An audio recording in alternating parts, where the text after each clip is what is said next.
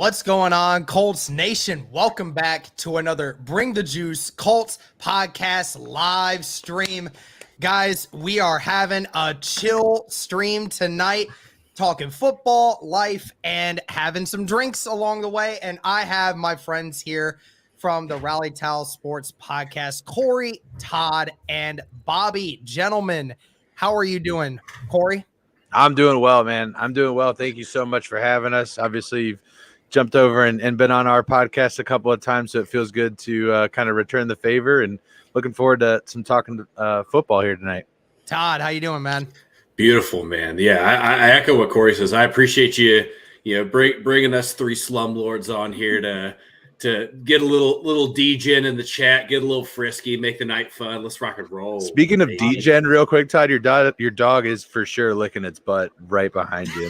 That's what we do. Fucking awesome. I mean, why did they do it? 32, Because they can.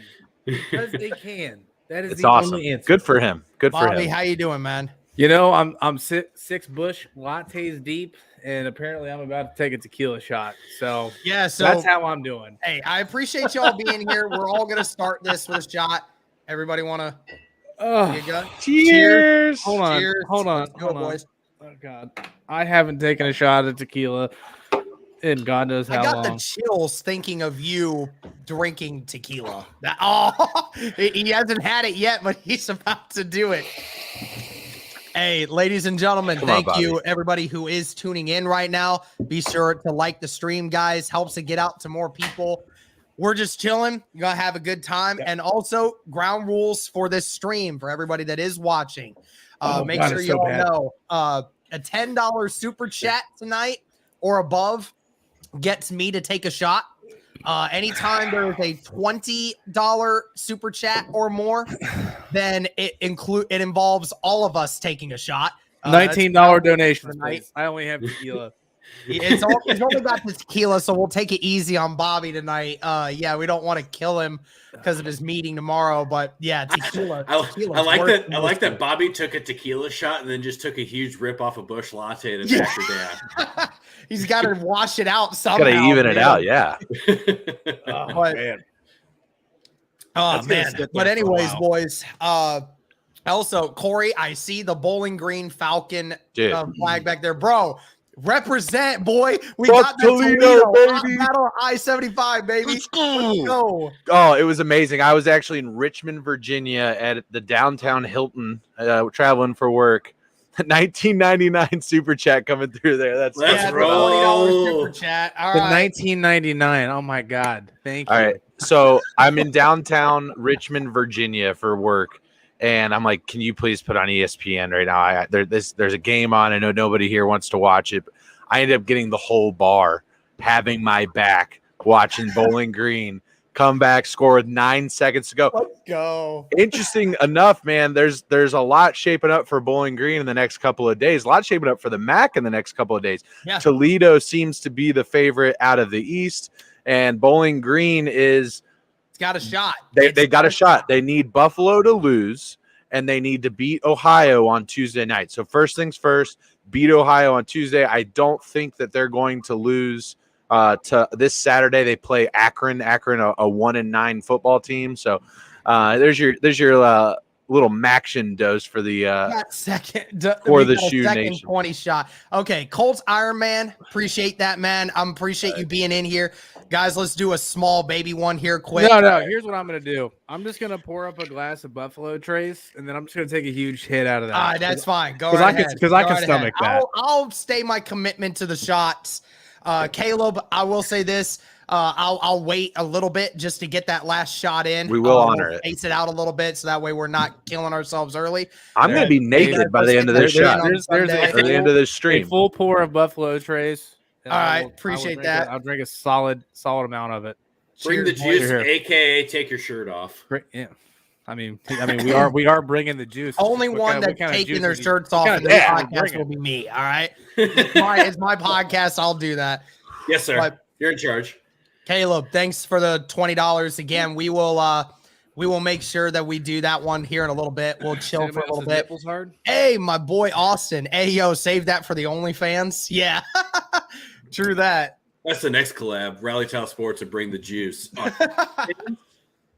Mukbang only fans. It's going to be a new Corey, meaning. I had to bring that up, bro, because that was funny. But anyways, boys, I think we might as well start with this. I wanted to get you guys' opinion on what's going on in Buffalo over this weekend. Because right now, I assume everyone has seen, up to 4, 5, 6 feet of snow in Buffalo. Yeah. And today they've already got 2 feet and it's still coming down as is.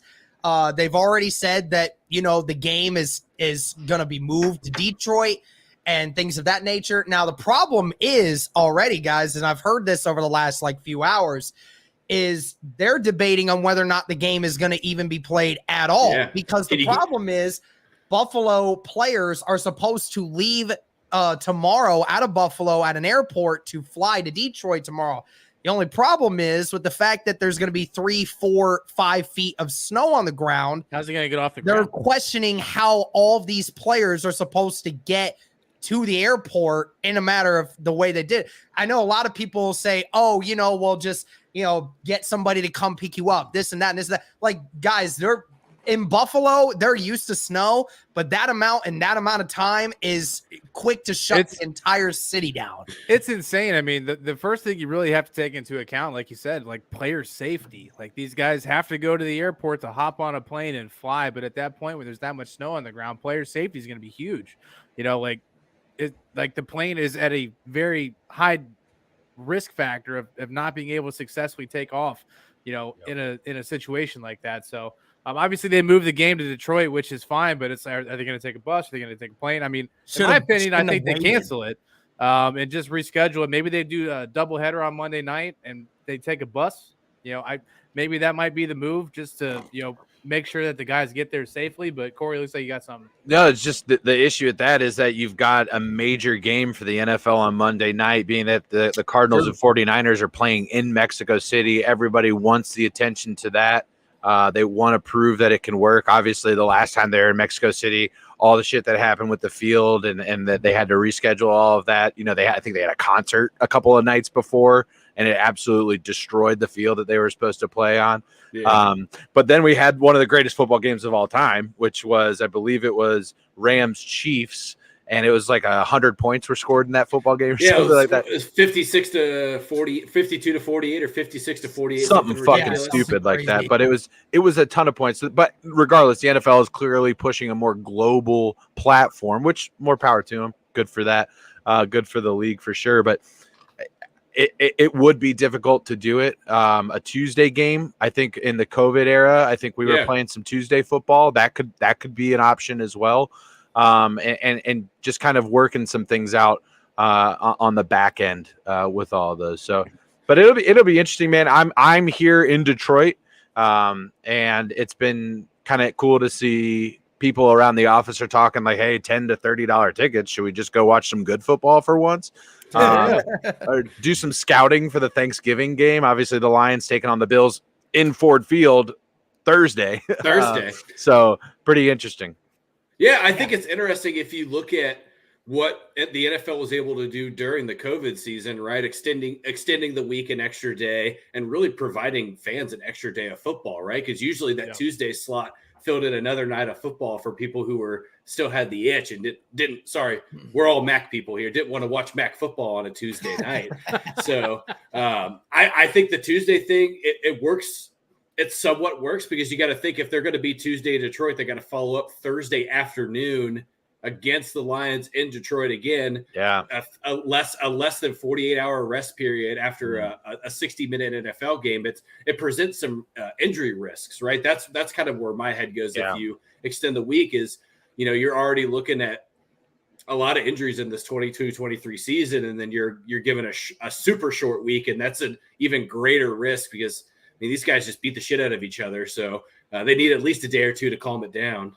So coming from the Browns' perspective, Derek, this has got to be a great advantage if you're the Browns, right? Let's say they play this game. You're over the moon about it. If you had to play the Bills not at home, wouldn't you say playing the Bills on a neutral site is exactly what you want? Oh, 100%. You definitely don't want to play in Buffalo. just that kind of crowd, that kind of atmosphere is insane. I mean, it's hard for anyone to play in that. And then on top of it, we've seen snow games in Buffalo before, and Buffalo always seems to have a way to combat that and everything. But I mean, it's really hard to win in that sort of circumstance. And then on top of it, playing in a neutral site, I think that playing in a neutral site, it would help Buffalo in a lot of ways, playing in a dome like that, because their of offense. the fact that, it's indoors. It all depends on Josh Allen at the end of the day. But I don't know if I can ever recall a circumstance where a professional football game in the season was being talked about being canceled or moved to a different time. Obviously, they're not going to cancel the whole thing. They have to play it. But I mean, having it moved like that because of weather, I mean, I don't know if you guys have seen it before, but I sure haven't. Yeah, other than the COVID season, I don't think there's ever really been a time where games have been delayed or moved to different dates. Even when 9/11 happened, I think they still played week 1 that coinciding week. So it's very, very rare. But you look at the circumstance, and I mean, shit, the players got to be able to get there, right? That's the main thing. If you can't get to the right, you've already agreed to do this neutral site. If I were the NFL, I would have told Buffalo, get on a plane now, right? I would have told them get there earlier, especially at the start of that. Because now, I mean, on top of it, I mean, they're supposed to leave tomorrow morning, but like even then, you're still going to get more inches. It ain't like it's going to stop. Well, I don't know why they just take a 3 bus. feet on the ground. Yeah. Just here's the thing. Here's my conclusion to this. Bills Mafia is outrageous. They'll get outside, they'll all bring shovels, and they just shovel their way into Detroit, right? Just a group of 500 Buffalo Bills Mafia fans just shoveling their way in. Why has that not even been discussed? Furthermore, Todd, where is Dennis Quaid? Okay, where is Dennis Quaid and where is Jake Gyllenhaal? You've seen The Day After Tomorrow. They fucking hiked across an entire country, essentially. And obviously... Have you guys seen the pictures of inside the stadium? It's fucking sick. It's awesome. Oh my God. It's insane. I need a snowmobile. That was 9 hours ago when they sent those out. I can only imagine what it looks like now. It'd be fucking sweet. It'd be fucking sweet. Pretty awesome. Sure. Again, like if this was like 2 feet, then I don't think we're having this conversation. No, they're playing in Buffalo if it's 2 feet. Yeah, it's like, but it's just a lot. Yeah, the Packers did it in the early 2000s where they shut down Milwaukee and Green Bay, but they still played on Monday night. Didn't matter. So, all right. Well, I have all three of you, and I need to ask this question because from an Indianapolis Colts perspective as a fan here, this last 2 weeks has been truly an experience for the Indianapolis Colts, really over the last month. So, a month ago, you had Frank Reich saying that after Matt Ryan hurt his shoulder, that Sam Ehlinger is going to be the starting quarterback for the Indianapolis Colts for the remainder of the year, not just one game or 2 games, however long it takes to get Matt Ryan back. No, he's going to be for the remainder of the season, meaning that we're giving up on Matt Ryan. It's time to see if we got anything Sam Ehlinger related. Right. You obviously have a bad game. You fire your OC, Marcus Brady, and you trade Nyheim Hines that same week to the Buffalo Bills. And then on top of it, then the next week, even during that same week, Jim Irsay specifically came out and said Frank Reich's job is safe for the remainder of the year. And then they get blown out against the New England Patriots in Foxborough. Mm-hmm. And then the next day you fire Frank Reich and you bring in former Indianapolis Colt great Jeff Saturday, who's in the Ring of Honor when as far as this team's concerned.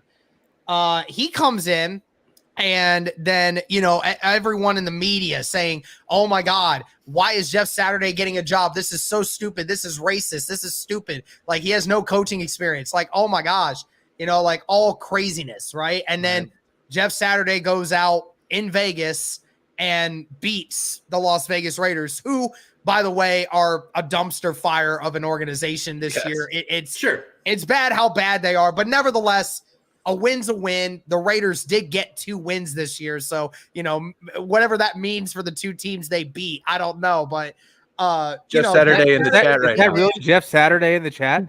There's no chance. No, Jeff Saturday no not chance. in the chat. No. It's just it's hilarious.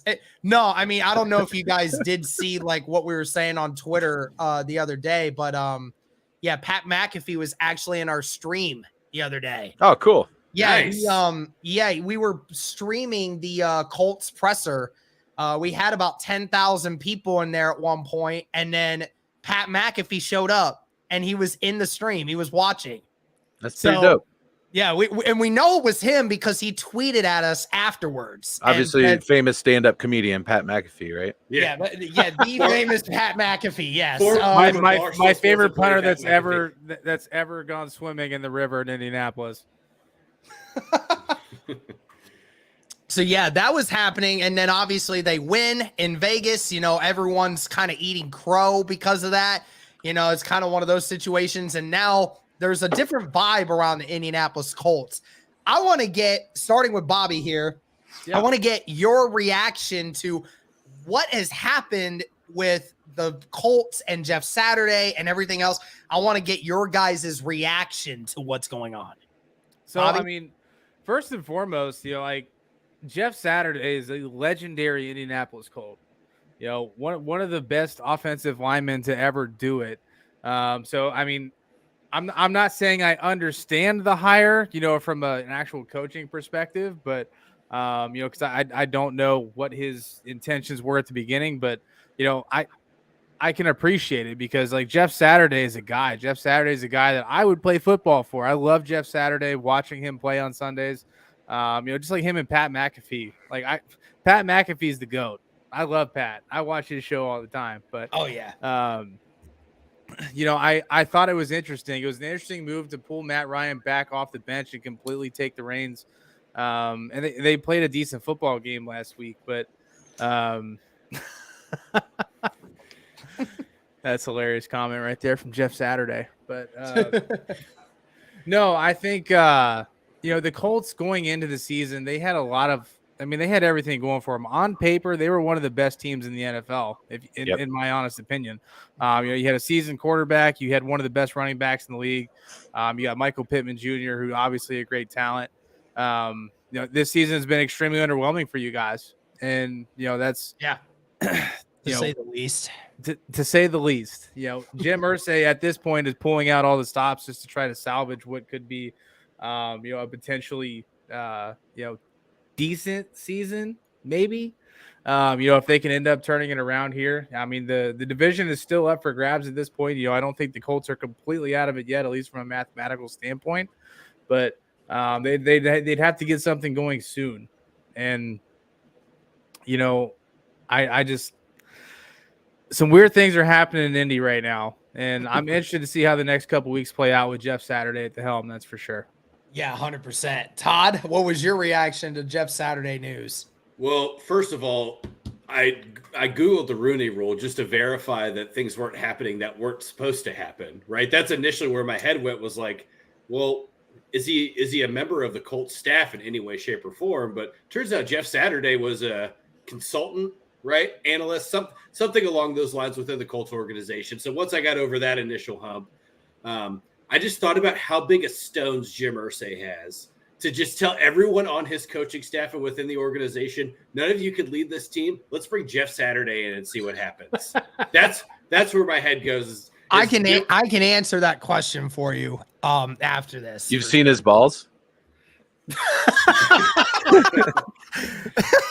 Pretty cool, man. Pretty cool. Pretty cool, man. Corey, cool. how are you feeling about this news? What was your reaction? No, I mean it was out of left field, but for the amount of cocaine that Jim Irsay does, I don't think that's really All right. That was in the past, okay? I don't think it's that crazy, but definitely a guy I'd like to have a beer with and whatever. But I think honestly it is crazy. It is a crazy move, but it played off. And honestly, if you're going to have a team that you're going to intro a new interim coach on, it's pretty fucking cool for it to be the Las Vegas Raiders this year. So hats off to Jeff Saturday for going out and getting that win, man. But I'm looking ahead, like when I'm looking at the Colts and what it means for the rest of the year, I don't think anything really changes. Unfortunately, Colts fans, I'm looking at the schedule right now. There are 3 games that are coin flips and whether or not you're going to win. Yeah. And I'm looking ahead. I mean, I'm schedule watching right now because that's where we're at in this season, right? Eagles, Steelers, Cowboys, Vikings, Chargers, Giants, Texans. The only ones that on paper are a coin flip to me are Steelers, Chargers, and Texans. Those are the only ones that I'm like, okay, those can happen. Giants. I could see them beating the Giants, though. It could happen. It could happen. The Giants are a good team, but if you can stop Saquon Barkley, then sure. And the Colts have a great run defense. Easily. They have a great run defense, and I thought it was going to help them against the Patriots. I thought that they were going to stop Ramondre, and I thought that they were going to come out, but we all saw how that game went down. And I'm not entirely certain that Ramondre Stevenson is anything close to Saquon Barkley. But that being said, you got to steal some games. You got to steal one, and it would be a great way to start on Sunday, stealing one from Philly. Yeah. I'm a gambling man. I'm not putting my money on Indianapolis to win this game. But that being said, if you're going to start it, you got to start it now. It makes things a lot easier for you going forward because the tail end of that schedule is a lot easier when you're looking at Chargers at home, on the road at the Giants, and then you got the Texans at home that are going to be begging for that first overall pick. So you've got it at the tail end. If you can steal one or two of these games, it starts to get hairy because even out of what we saw out of the Titans, I'm not convinced with that team, man. First of all, I think Green Bay's defense is fucking dog shit. I think last week was a fluke when Green Bay popped off. Honestly. 100%. Yeah. Their defense is horrendous. Yeah. Their defense is horrendous. They made Ryan Tannehill look like Patrick Mahomes, which we all know he's Andy Dalton light. It's coming from a Bengals fan. I can say that, all right? None of the rest of you can say that. Just me and Todd, okay? But it's Andy Dalton light. He's going to crumble in the spotlight. So if you start putting some sweat on him, you start putting a little grease in them palms when he's taking that snap, Tannehill is going to fold like a wet paper bag. He will, 100%. He does. 100%.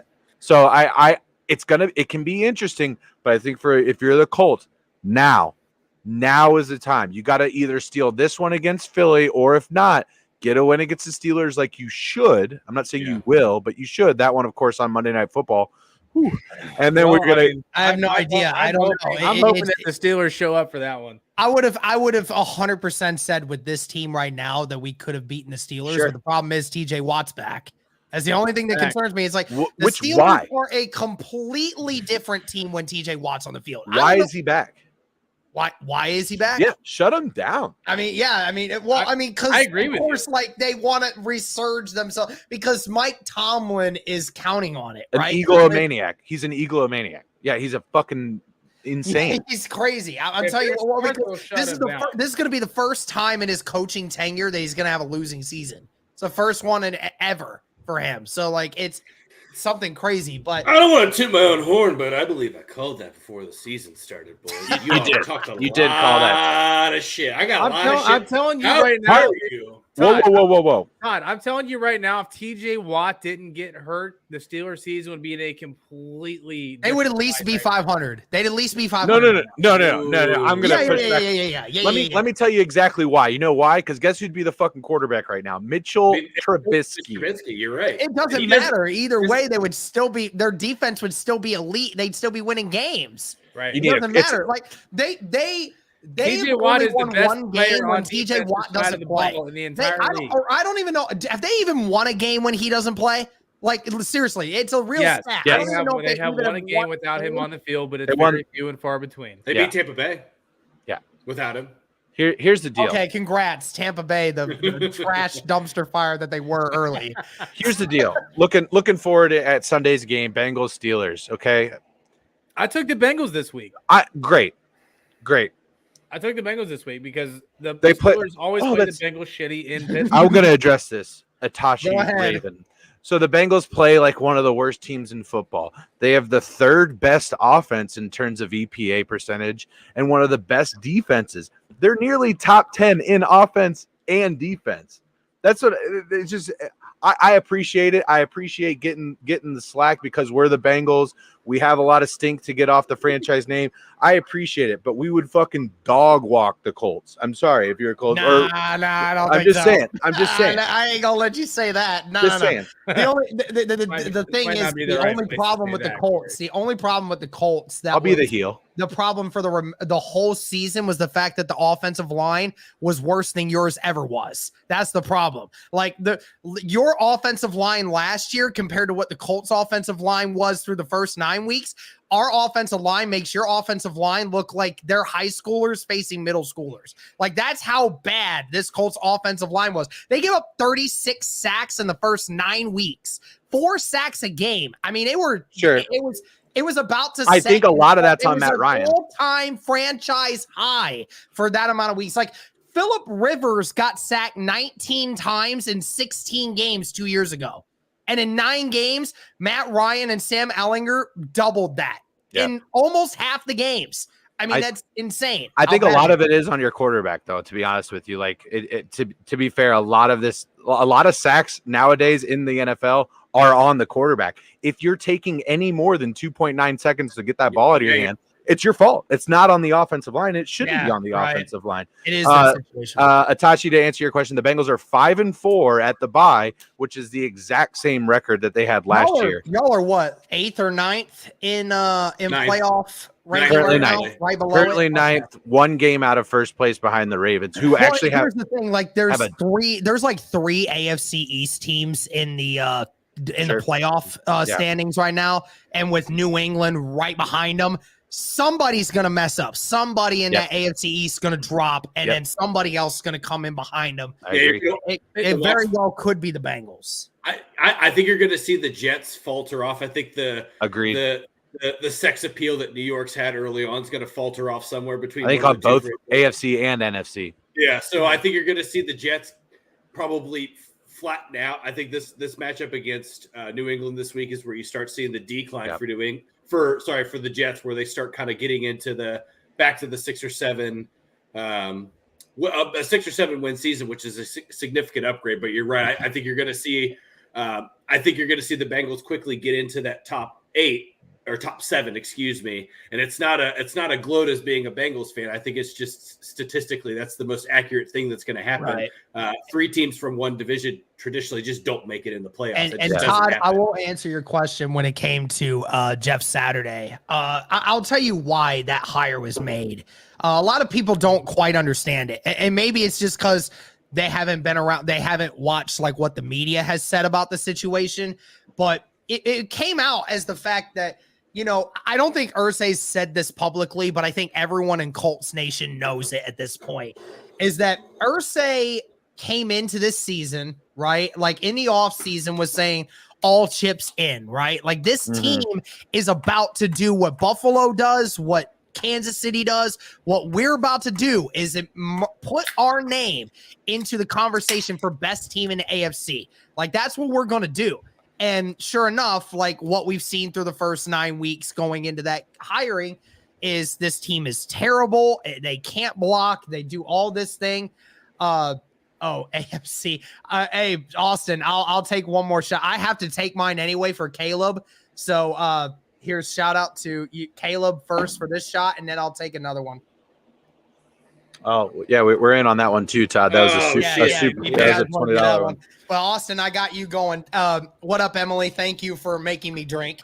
But anyway, going into that, I think Irsay said, like, hey, I've given a lot of confidence to, Frank Reich, to Ballard. I've put to Itachi. I put a lot of faith into the guys that I have hired, right? To, be what we're not, right? And I think that's the problem is Irsay thinks I can't trust anyone in the building right now. That's my problem is that I trusted these guys to make us look like stars, and we're anything but. We're the laughing stock of the NFL right now. And I think that's the problem is that, he said, I'm going to bring a guy in who I know I can trust. I can talk to this guy. I know he's not going to BS me. I'm going to bring him in, figure out what's wrong with this team. And then when the offseason comes around, then we figure things out. But I want a guy who's going to instill confidence in his team and tell me what's right and what's wrong. Now, the funny thing is Reggie Wayne was asked this last week about whether or not he would take the head coaching job if he was offered. And he would have said, oh, hell yeah. So that leaves you a weird predicament, right? Everyone was saying, well, why didn't you just have Reggie Wayne do it? Well, again, Reggie Wayne it's his first time being a coach.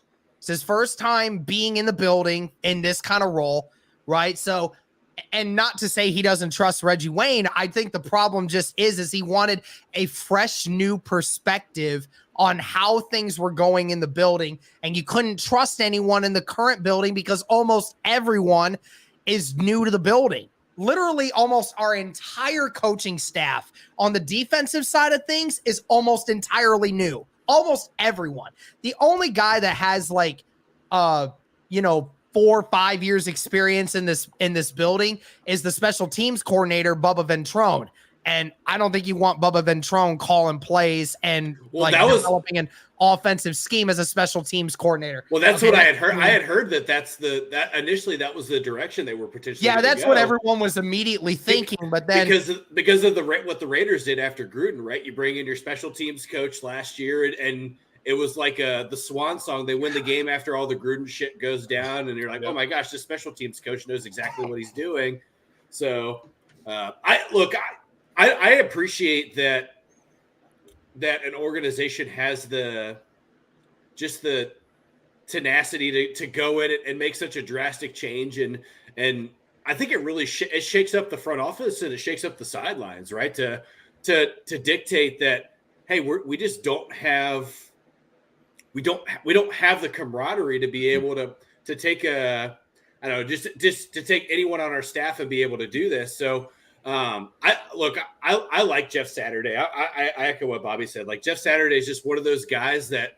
How can you not love Jeff Saturday? Outside of being just an absolute silver fox, he's one of the few guys that when he's a beautiful man ever yelled at. I'm comfortable enough in my sexuality to say that Jeff Saturday is a beautiful man. Yeah, absolutely. Yes, he absolutely is. Well, you're right though. So that spat between him and Peyton is one of the most iconic things, iconic moments. History.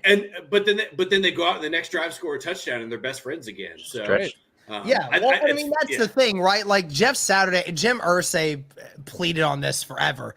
That Jeff Saturday, what he stands for, and the kind of man that he is it's second to none, honestly. And when he came out in his presser on Wednesday, when he addressed the team and then talked with the media, he said it. He said, look, I know I can lead men. I'm very confident in myself and who I am as a person and as a man.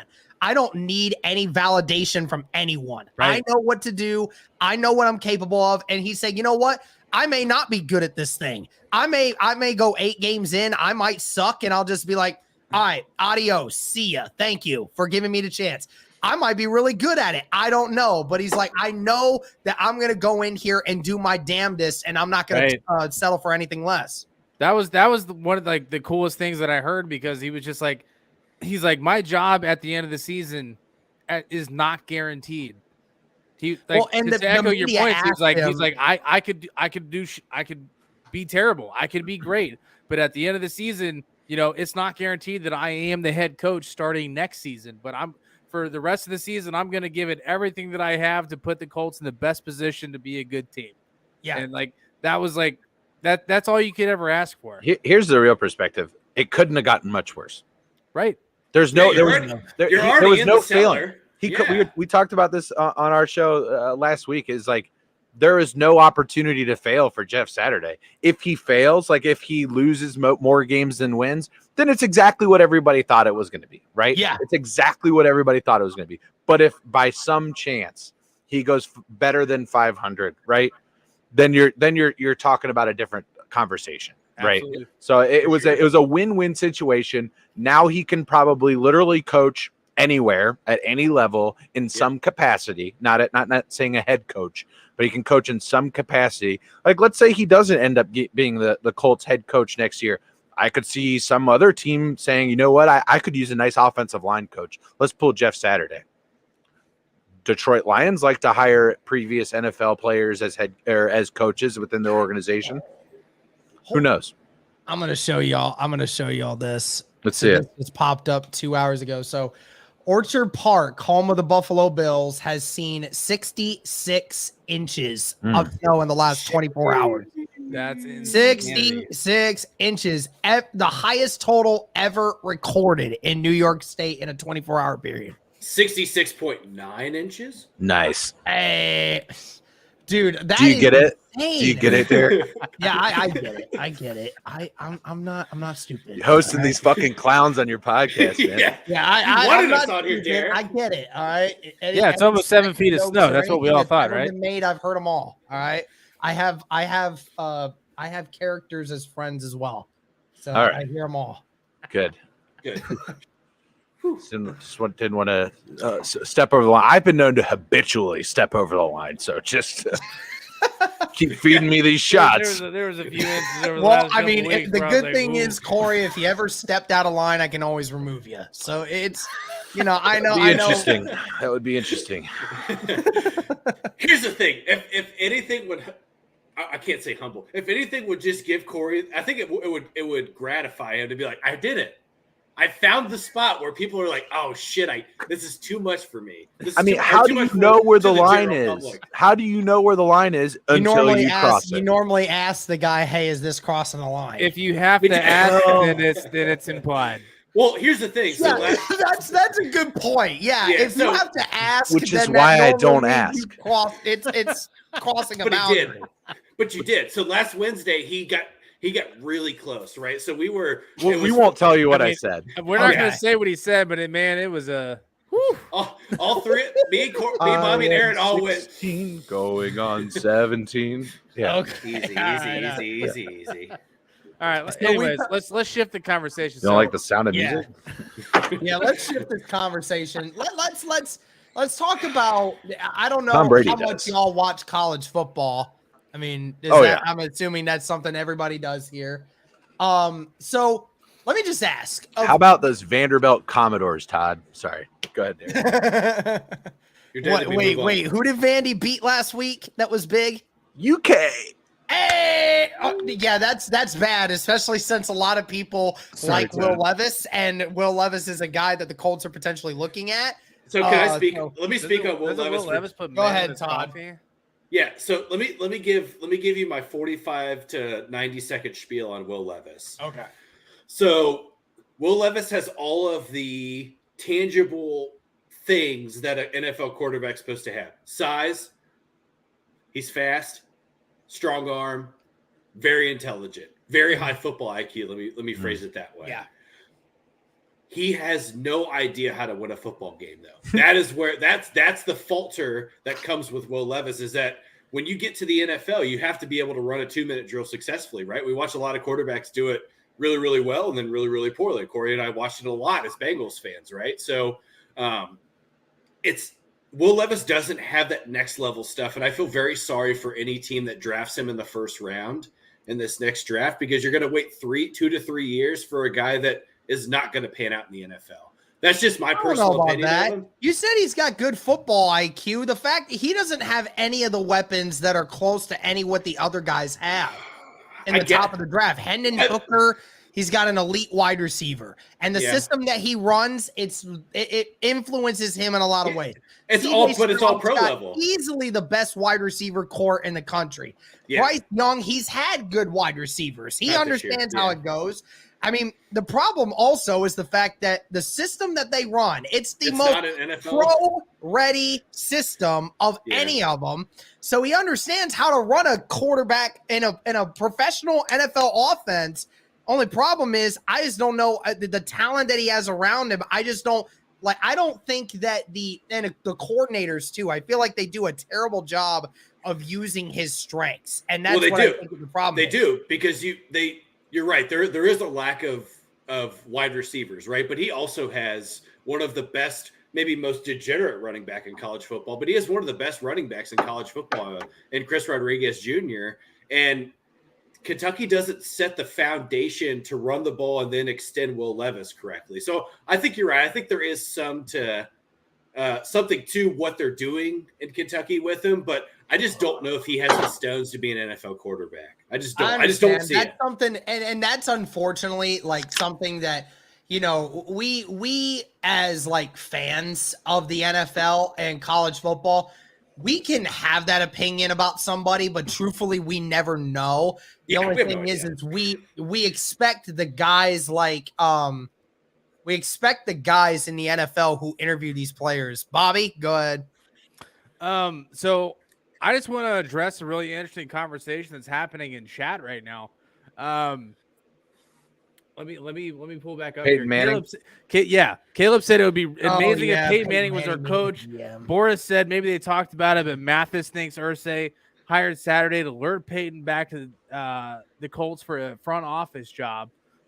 So what is everybody's thoughts on this? Do we think Peyton Manning wants to be a coach? There's thoughts that he doesn't want to be a coach, wants more of a GM front office job. What is the panel's thoughts on this? I don't see it, honestly. I think he's got a really cushy job. He's got an untarnishable reputation unless he comes back into the fold, starts making decisions and fails. Look at John Elway. Right? I was gonna say, what happened to John Elway? Look at John Elway, probably the worst GM ever. His one saving grace, he got Peyton Manning to come to Denver. That was his one saving grace, and they ended up putting a Lombardi in the trophy case because of it. But I don't know. I don't think that that's the right decision. I would rather there's somebody in a front office somewhere that has look at what the Giants have done, right? They've plucked from the Buffalo Bills organization as an organization that has proven that has been able to build something. And that's really what you want to do is you want to look at organization. Look at the Miami Dolphins. They've done the exact same thing, getting Mike McDaniel in there as the head coach, obviously, but you want to pluck from these organizations that have proven winners, proven guys that are within organizations that win. The only exception to that rule, obviously being here in Detroit, I hear a lot of it on Sports Talk Radio, is Bob Quinn and Matt Patricia from the New England Patriots that created an absolute fucking cancer in Allen Park, Michigan for the Detroit Lions. So that's kind of the blueprint that most of the league tends to follow, is looking at these teams that have winners. And the only problem is with that theory is the fact that you would think that Ballard gets fired. The only thing that matters is the fact that Ballard gets fired and if Peyton Manning actually gets involved. That's the problem. So there's 2 decibels to this. And Irsay has already said Ballard is safe through the rest of the year and that he is going to look for him to find the quarterback of the future in this draft. So, you said that about Frank, though. I know, and that's what I was going to say. Like, take with it as you wish about what he said about Frank Reich. I think his relationship with Ballard is a little bit different, though. I think. But then on top of it, you got to ask if Peyton Manning's even interested. Yeah, and I don't even know. I don't think Peyton's interested. That was going to be my question. Is he even interested in a head coaching front office job? I think he would be better as a head coach than he would be in the front office personally. Oh, I don't know about that. That dude has a huge brain for anything. It's offensive coordinator. Offensive coordinator. He has so much knowledge. Mr. Colts, about I'm not the game blocking the of football. Titan fan. He would be a head coach that calls offensive plays, and I would guarantee you that a team led by Peyton Manning would win a fucking Super Bowl. Because he would not only be able to call the plays, but he'd be able to draft the talent. What's up, Titan? That might be from us. We got a lot of Titans fans with the Rally Tal Sports. I always get some random Titans fans. That could be from us. But back to my original question here when it comes to college football. So I want to get everyone's number one quarterback taken off the draft board. Ooh. Corey, we're going to start with you, then go to Todd, then go to Bobby. Corey, who is the number one quarterback that you think should be taken in this year's draft? Dude, this is such an awesome feeling to have because I've been in this situation so many times. So I have not looked at the draft yet.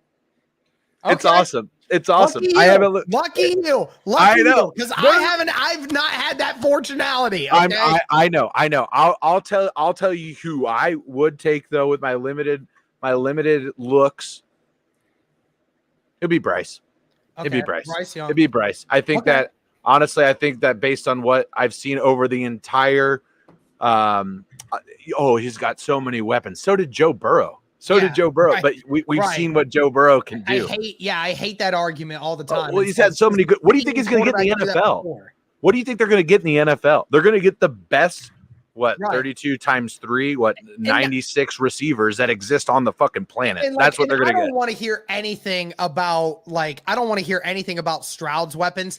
Joe Burrow literally had two wide receivers that are top 5 in the NFL, best talented wide receivers in the game now. Yeah. I don't want to hear anything about anyone else's talent by a long shot. Todd, who do you got as the number one quarterback being taken? Yeah, it's got to be Bryce Young, right? Look, I really like what CJ Stroud does at Ohio State, but unfortunately, in our lifetime, we haven't seen full-time success from an Ohio State quarterback at the NFL level, and this is a different. We're in a different era of football for Ohio State than we have been for the last 30 years, because I think Ryan Day actually produces a little bit stronger of an NFL style offense, but I think that Bryce Young has a little bit more of the overall package. And let me be clear, Derek, you asked who is the first off the board, not who do we think is the best.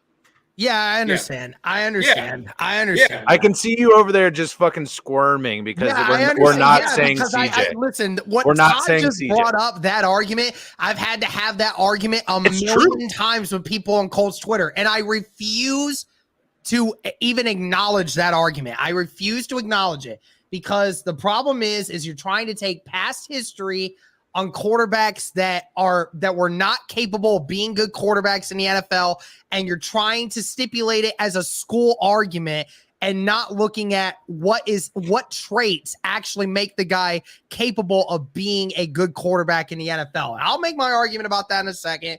But Bobby, go ahead. Who do you think's number one? Well, I'm going to go against the grain here, and I'm going to go with CJ Stroud.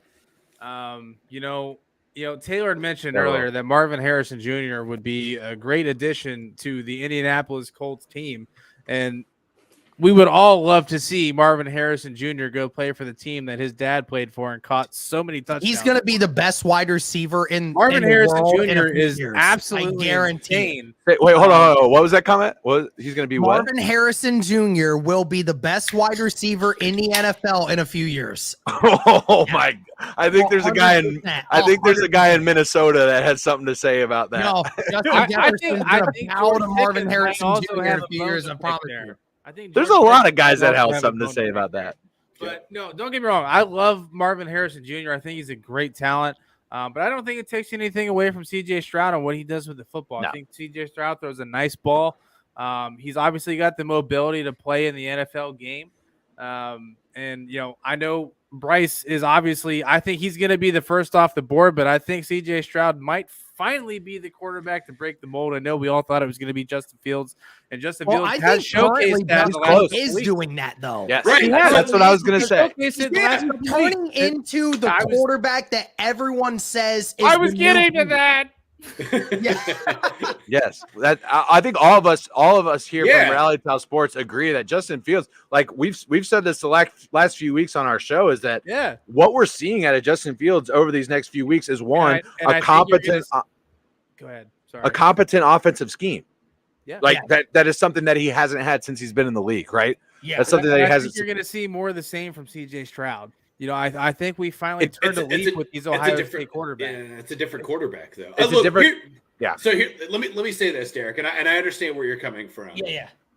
But We all know who you're saying, Derek, by the way. And until somebody legitimately proves me wrong, I still feel like my argument is 95% valid, because Justin Fields has shown that he has the ability to be an NFL quarterback. But I'm going to say this, and I know Ohio State fans across the country are going to be devastated when I say this, but he wasn't an Ohio State product. He was a Georgia product initially that transferred to Ohio State. Congratulations. Played 2 years. He played one. Under that argument, Joe Burrow is an Ohio State product. Games at Georgia. Right. Played a few games at Georgia. He played 2 full seasons. He's an Ohio State product. I'm going to nip that in the bud. Under that argument, Joe Burrow is an Ohio State product, which he is not. He is not. Exactly. He's not. I mean, and as much as Ohio State fans love to take pride in the fact do. Todd, I'm sorry. You got to fucking kick that one in the face, because sir. he was there for 2 years, and even though he never played, we still love the fact that Joe Burrow came to Ohio State first. That's how it is. Look, I think that the problem is, I think by default, I think Stroud is going to get it. I think by default. The only thing is, I think the problem is what you saw with Bryce Young this year is last year when he had the talent, he had Jamison Williams, the fastest burner of anyone in the country. He would get open anytime, and he had a couple good wide receivers. That worked in his favor. I think this year, with the fact that he doesn't have elite talent, and I think a lot of people like to make the argument, Bryce Young had the wide receivers that CJ Stroud had, the routes would be the pass would be different. I think that makes the point right there, is the fact that Bryce Young needs those elite wide receivers in order to make himself be elite. I think Bryce Young's really good. I think the problem that I've seen this year is a lot of times he has missed routine throws. And I think that's the big problem with him this year. Now, the one thing he does better than any quarterback in the country is improvisation. When the pocket breaks down and he needs to go somewhere and he doesn't want to get sacked, there is not a single guy that does it better. And that's what teams are going to love, right? Is the fact that Bryce Young can make those plays when the play breaks down. And that's what the kind of mold of quarterback that you want. I think the problem is, when it comes to Stroud, I think I look at him and I say he's a better size, of course. That matters in the NFL. Bryce Young is barely 6 foot, and CJ is 6'3", 6'4". So, the body builds are completely different. Stroud, I think, has a stronger arm by a long shot. I mean, he can make a 45-yard pass look like as if it's absolutely child's play, like he's throwing it in the backyard. And because he plays against the Big Ten as well. Yeah. Well, I knew it was going to come up. I think that when it comes to the intelligence of the position and the fact that he is able to place the ball, and he makes what I call NFL throws. And there's I agree with that. There's guys in the college that, and when you see them make an NFL throw, that's what you do. And I think Stroud makes more of those per game basis than what all these other guys do. And I think that's what's important, is to look at that. And I think a lot of people say, he just sits in the pocket all day. He can't run. He can't scramble. He doesn't have pocket presence. Literally look at the last 2 games and tell me that man can't actually run. I actually didn't know that he could run until they played Northwestern. I had no idea. I was shocked. I knew how fast he was. I knew he could, because in 2020, when Justin Fields was the starting quarterback for the Ohio State Buckeyes, Stroud came in the 4th quarter and ran for a 55-yard touchdown run against Michigan State. 55-yard touchdown run on an RPO. Literally, we were like, who the hell is this guy? This is like the next Justin Fields. The only problem is, I think that the problem they had is Ryan Day saw how elite Stroud's throwing ability was and did not want to take the chance on developing him the wrong way. So they said, we're going to sit in this pocket and we're going to make these throws, because I don't want to put you in that situation where you feel like you have to be a Justin Fields running half the time for your life. So kind of on that topic of putting a player in the right position to succeed, which is exactly what Ryan Day did, right? I think one of these quarterbacks that we're seeing in the top 5 for this draft class, I think he needs to do just that. Ultimately, the decision is completely up to him.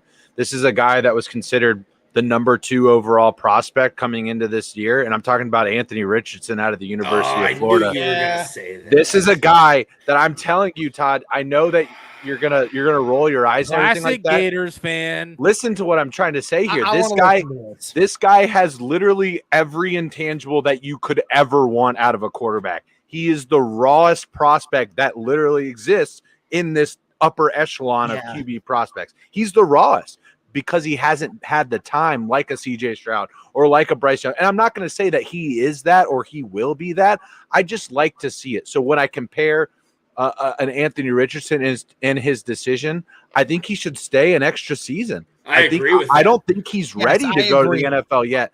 And if he does, I'm looking at a guy like Justin Herbert. I'm looking at a guy that he needs Billy Napier to actually he needs the right structure, right? So that's my concern with Anthony Richardson. Is who wants to take a shot? Anyone want to take a shot now? Dude, I'm fucking riding with you, bro. What are you doing? doing? I'm ready. I'm ready for another one. This is sipping on my I already finished this entire glass, and you guys know how full that was. So. Did we get another super chat? That's like 4 or 5 shots. No, I think he just wants to take a shot. Did we get a super chat? I mean, I'm just doing one just because. I mean, I'm gonna. When did the shirts come up? There, I'm just saying. I'm just letting you. The shirts come up after we get $100 dono. Deal. $100 dono. You're splitting it, right? I mean, remember, YouTube takes 30% of it, so I have to split that apart. Okay, but it would still be rip it off right now for free. I'm in. Just for the. I've done more for less. All right, let's do it, boys. All right. That's how I got a son.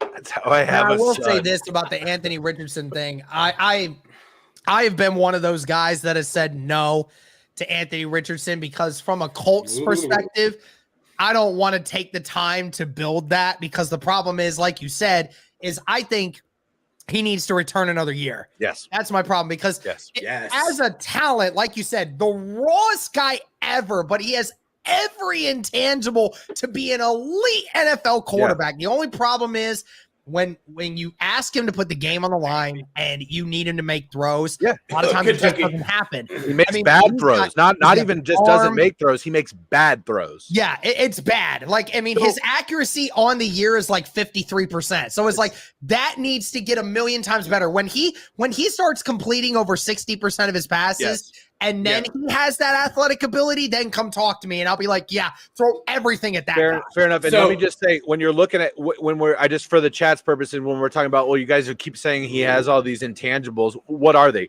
He's fucking massive. First of all, he's like 6 foot. He's like 6'9". He's 6'9", 525 pounds. No, he's 6'9", 523. Yeah, he's a Madden created player, essentially. He has an absolute fucking rocket arm. He's so agile. His pocket presence is fantastic. It's the decision making and the accuracy that are just so raw. It's almost like the game is just a little too fast for him right now. I agree with that. Is cured by one thing and one thing only, and that's seeing live reps. Yeah. That's the only thing that can cure that. And I honestly, it's selfish of me to want him stay. I'm a Gators fan, obviously, but if he stays, I do think he is very close. Did he play last year? Did he play last year? No. Okay, so he did play last year. At the tail end. Never draft a quarterback early that has only played 1 year. Never do it. It almost never works. He played at the tail end last year after Dan Mullins got fired. Yeah, but even then, like that's still not enough. It's like bullshit game. The problem is, Mitch Trubisky just recently had that issue, right? Where everyone said, "Oh, he had a phenomenal year." Dwayne Haskins, 50 touchdowns in 1 year, but he only played 1 year. Yes. Great, fantastic, but like. You're right. Game reps matter so much, and especially for the quarterback position, that matters so much. You're right. Like he needs to hone in on those passing skills. What you want out of Anthony Richardson is hosting Tennessee next year in the Swamp and winning that football game. You want meaningful wins, and that's why I'm not sold on the QB out of Kentucky just yet as a number 1 overall pick, is because he's not winning. They're 6-4, and you can make the argument about, and that's where I'm kind of lost on this, because we've made the argument on both sides of the fence tonight. Well, he doesn't have the weapons there at the University of Kentucky. Well, but if CJ Stroud would have had the weapons at Ohio State, we'd be talking about it for like we are talking about Bryce Young. We're making the same argument on two different sides here, but what it comes down to for me is, do I see it? And it is what I'm talking about, and I'm not sure that I see it out of Lexington just Anthony yet. Richardson's got it. The only problem is he's got the it in the wrong spot. That's the problem. He's got the it, and he's a piece of coal. He needs more pressure to make him a diamond, is what it is. 100%. Here's the thing. So if Anthony Richardson waits a year, there's only one quarterback that's better than him, and that's Caleb Williams, right? That's the only quarterback that I see that supersedes him in being. And there's Drake May. There's Drake May as well. I mean, they were saying even if Drake May was going to be draft eligible this year, he'd probably be in the top 3 or 4 easy. But, you know, like you said, I mean, it'd be coming down to Caleb Williams, Drake May, and Anthony Richardson. Right. I could make the argument Anthony Richardson, if he was completing 60 to 65% of his passes and was doing the same things he's doing this year athletically from that standpoint, he might be number 1. He might even get taken number 1. I think so here's the thing is that if the way that I foresee the next season going, right, is that say a team like, I don't know, the Washington Commanders, who are in complete total shambles, are drafting in 2024. I mean, they got Taylor Heineke. Taylor Heineke, baby. They got Taylor Heineke. That man, I swear to God, every time that man comes into play, he wins football. I get a little perked up below my waist. I don't care attitude, man. He's got man. The moment is not too big for him. How can you not if you're him? Heineke has nothing about him that makes him better than any quarterback on the field. Other than the fact for that big old hog. When he steps on the field, it is his. That's it. It is never a big enough moment for him. Dude, he's the fucking man. I love Taylor. He's gonna. He's like a better Jameis Winston, in my opinion. He just takes care of. Heineke equals Fitz magic. He takes Dabney Offermind. Heineke. This spider on my mic. Holy fuck! That was wild. I'm gonna turn into Spider-Man. That's what's gonna happen. Another, just to tie a bow on the Anthony Richardson conversation. James, you had asked who we were talking about. We're talking about Anthony Richardson at the University of Florida. The big thing here is that last draft, there were a lot of teams that needed quarterbacks that opted to not take quarterbacks or take them later, a la Pittsburgh, Tennessee, obviously capitalizing on Malik Willis falling to the 3rd. There are teams that feel that this draft class for quarterback is a lot better, which it is. I think it's fair to say that this draft class is a lot better. So there are teams that are going to, I think, reach on quarterbacks because they need one. So if a quarterback like Anthony Richardson waits, he is going to end up not only better off as a player, but in a better situation with a team that is not reaching to get him in place when he probably won't be seeing the field as much. Okay, and I hate Quinn Ewers because, came to Ohio State, played in one game, chased that $1 million deal that he got, and then just decided to disappear to Texas, and continues to underwhelm as a Texans. I mean, would you say no to $1 million? Oh, no, I wouldn't say no to $1 million, but I wouldn't leave Ohio State just because my ego got hurt. Because I might go play for the Taliban for $1 million, dude. Is going to be a better quarterback than you. Here's the thing. I always hate the argument of people who use the Dwayne Haskins, Joe Burrow issue. Right? Like when Dwayne Haskins had his 50 touchdown year, and then Joe Burrow that same year had a fantastic year. Everyone says, oh, Ohio State should have went with Joe Burrow. No, they shouldn't have. The simple fact of the matter is Dwayne Haskins was a better quarterback at that time. Sure. It took Joe Burrow 2 years at LSU to finally get as good as he was. Dwayne Haskins was elite from the moment he got on campus to the moment he left. That's the difference. It's not the fact that obviously you can say that after the fact, but during the whole situation, remember the first year for LSU for Joe Burrow, what did he have? He had 26 touchdowns. They were 8-4 to 10 interceptions. It wasn't a great season. It wasn't good at all. It only was when Jamar Chase, Justin Jefferson, Clyde Edwards-Helaire, and Thaddeus Marshall came into the picture that they were elite. That's the difference. And he had a whole nother year on top of it. Yeah, it took some gelling. Don't forget that they had the best defensive player in the everybody's SEC. Opinions on Quinn Ewers for real quick? Bobby, we'll start with you on this. I don't have any. I'll reserve Anyone my- got any opinions on I'll it? reserve my I think he has a great mullet. He's a very underwhelming quarterback at the collegiate level. I think he'll be like He is being the classic The only definition thing of I'll a guy say is that needs I would another have year. loved to have seen It's- Dwayne Haskins actually get an opportunity at the pro level. Wait. That's my opinion. drafted 10th Wait, overall. repeat that. Repeat that, Bobby. I said I would have loved to have seen Dwayne Haskins get an opportunity at the pro level. I'm balking on that, Bob. He was drafted 10th overall. 15th overall. Okay, sure, But- cool. But Either way, no. Listen. The GM With made a good that pick. team. The coach did not. The coach did not want Dwayne Haskins. Oh, well, okay. So your argument then is kind of the Brian Flores thing, to where like not Right. giving Tua the opportunity, et cetera. Yeah, Doesn't matter. Exactly. Okay, what happens when he goes was, to the Pittsburgh? coach openly came out and said, "I did not want this I think guy." Dwayne Haskins under Mike Tomlin would have been a completely different beast. Obviously, we He could wanted never- Mason Rudolph over Dwayne Haskins. Listen. I'm gonna say both things can be true. Dwayne Haskins should have stayed another year because he wasn't fully ready. He wasn't mature enough, and even his own coach at Ohio State, Urban Meyer, specifically said he should have stayed another year.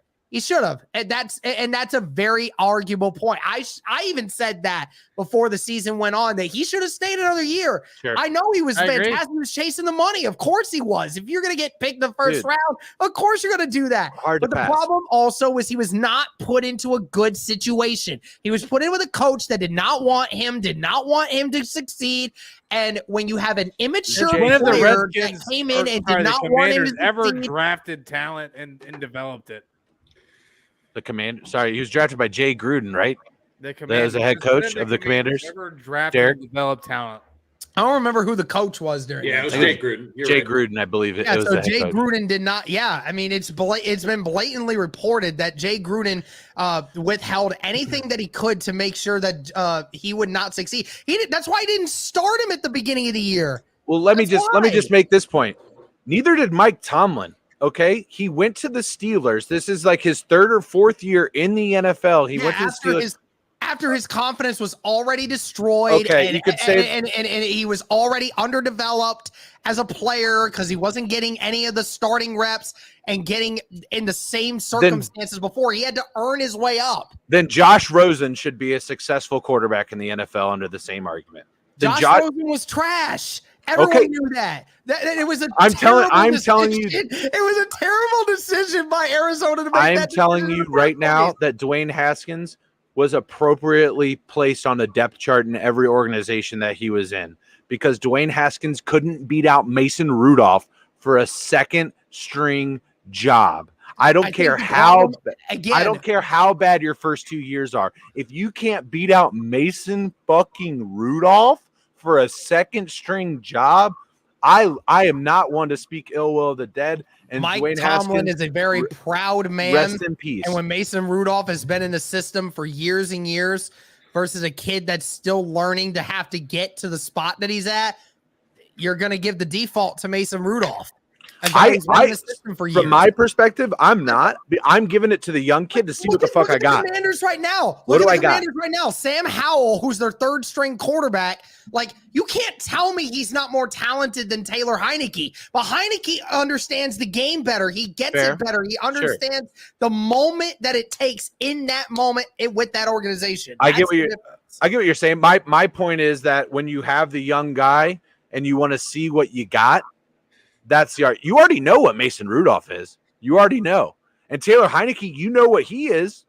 He's not a bad quarterback. But you have to remember the perspective of, He almost beat the I wanna win Buccaneers football in the playoffs. games, and who's going to put me in a better opportunity to win that football game? Somebody who knows the system, or a fucking wild card who I don't know if I can flip a coin. You're proving my argument at this point, because you know that if Mason Rudolph gives you a better chance to win than Dwayne Haskins, Dwayne Haskins is not a good quarterback. System forever. No, because it doesn't it's mean all, he's it's more all about the talented than system. the other It's not guy. about the quarterback.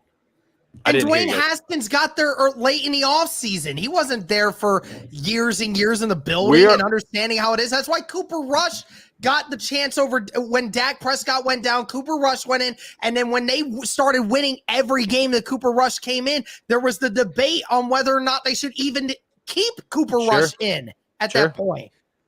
Can I just say I'm having a great time? We are debating right now whether or not a third string quarterback should have gotten a better shake.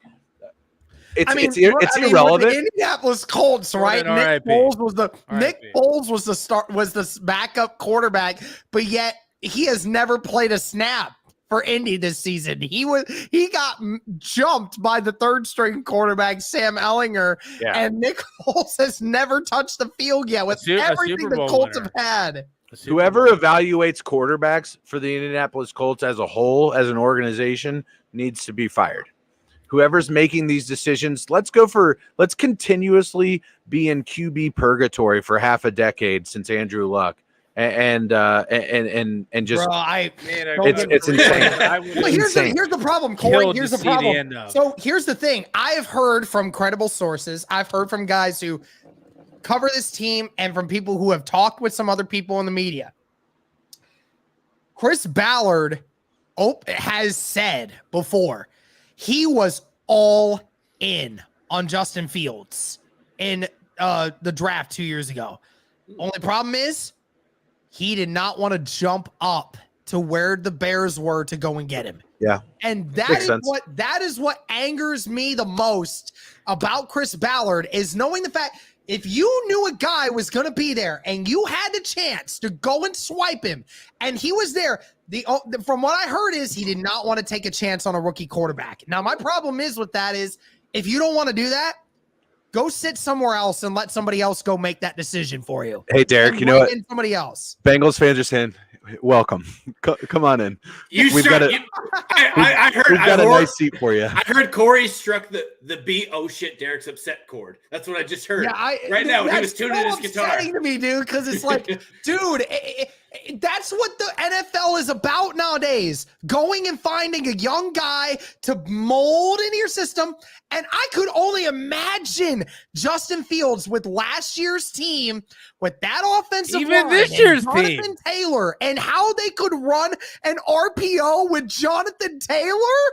Oh my God, this team would have been Titans 2.0 times infinity. But what you're talking about, what you mentioned earlier, is how bad the offensive line has been, though. I've seen Justin Fields with a bad offensive line. However, the new offensive scheme has helped a lot. I'm concerned about where the fuck Michael Pittman Jr. has been. He's a little pop off last week, and I enjoyed that. Michael's been okay. There hasn't been a lot of games where he's popped off. There's not been a lot of games where he's popped off, but like Paris Campbell has popped off now. It's the first time in 4 years that he's actually been healthy and he's actually contributing to this team. Michael Pittman is a number one guy. He has the intangibles to be a number one guy. Talk about your guy, Todd. Just brought in from Cincinnati. He's 6'3", 210 pounds, can run a 4.4. You know, a guy that can make every 50-50 ball you see. Yes, exactly. Like that's my boy. Alec is my boy. He is a guy that Indianapolis has to figure out a way to get into the scheme and make it right. 100%. 100%. Yeah. And that's the problem is between Pittman and Campbell, they've lost Pierce in the wildfire. I don't know why. They did. And the thing is that Pierce is a guy that, although, you strike him early in the preseason, so he has a couple similar to some other wide receivers we've seen early on. He has a couple drop balls in the preseason. They kind of they flutter off a little bit. Gets a concussion early on, right? He gets a concussion in week 2 or 3. They fall back on him just a little bit. He pops off in week 4, week 5. Has that big catch. I think it was Chiefs week when they beat the Chiefs that he had a big catch in that fourth quarter that gets you into the red zone, and then he just falls off the offense. And you're looking at a guy that if you watched him in the preseason, he beats every DB one-on-one because he has the speed, but the Colts offense doesn't fit to that speed yet. They haven't found a way to fit him into that. And that's my problem also is the quarterback situation that we've had is the fact that we don't have a quarterback that can throw the ball deep enough for him to be able to catch the damn ball, right? Like Matt Ryan doesn't throw the ball 50 yards down the field anymore. He just can't do that. And then Sam Ellinger, the one time he does it, Alec Pierce almost breaks it for a touchdown, for like a 75-yard touchdown. It was a beautiful play. Alec Pierce. And the crazy part is like Alec Pierce with his size and his ability to go get those jump balls, he's a mismatch nightmare for almost any cornerback. There's very few cornerbacks in the league that can guard a 6'3", 210-pound guy that can run a 4.4. It's just, there's very few guys that can do that. And Alec Pierce is a guy that needs to be available a lot more often. He's still young. He's still going to get it. He's still figuring it out. But, I mean, and there's no question that Justin Fields, if he was on this Colts team, he'd have a lot better plethora of offensive weapons right now than what the Bears give him right now. And on top of it, again, he'd have Jonathan freaking Taylor. Okay, to rely on Jonathan freaking Taylor to go on top of it. He's had some good running backs in Chicago, but nothing close to the talent level that is Jonathan Taylor and what was Nyheim Hines before Hines requested a trade out because he was tired of Frank Reich only getting him involved 4 times a game. Like that's the sad part of it all. Yeah. Underutilized. And then you get a guy like Zach Moss who plays the same position, just a little bit worse. Right? Yeah. That's the trade-off. A little bit worse. I'm sorry. I was trying to soften the blow. There's no softening it. Frank Reich is the only reason why Nyheim Hines is not a Colt anymore.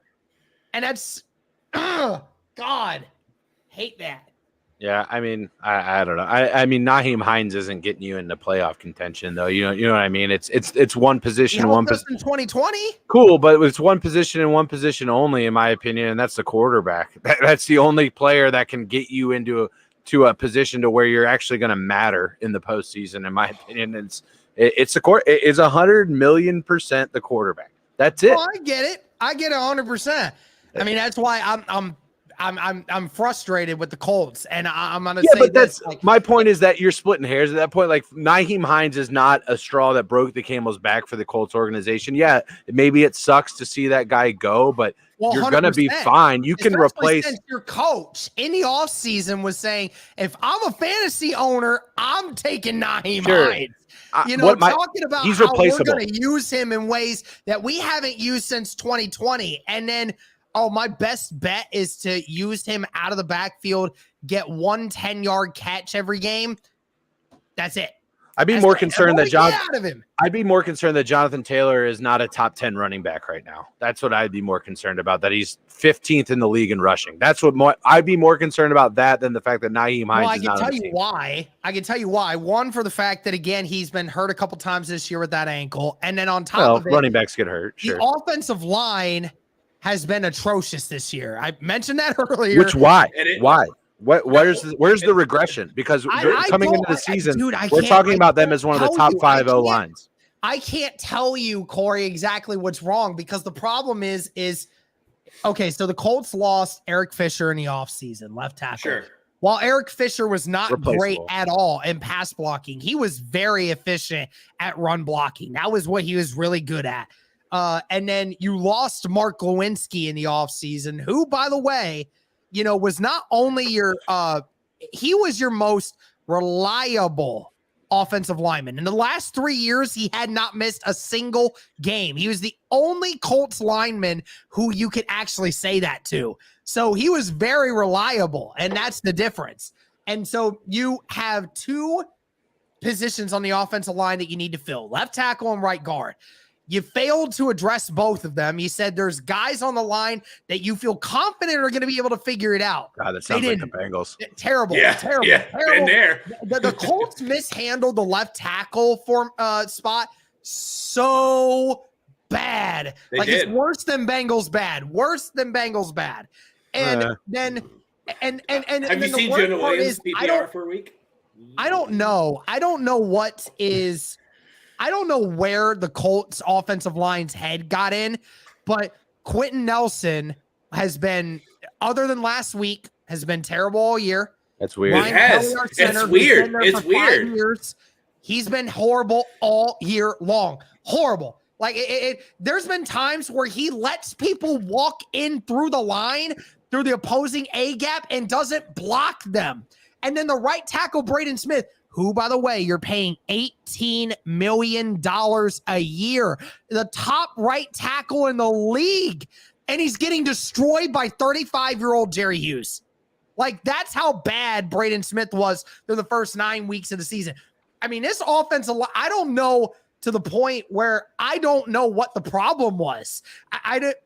My thing is when Jeff Saturday came in last week, that was the best offensive line performance all year long.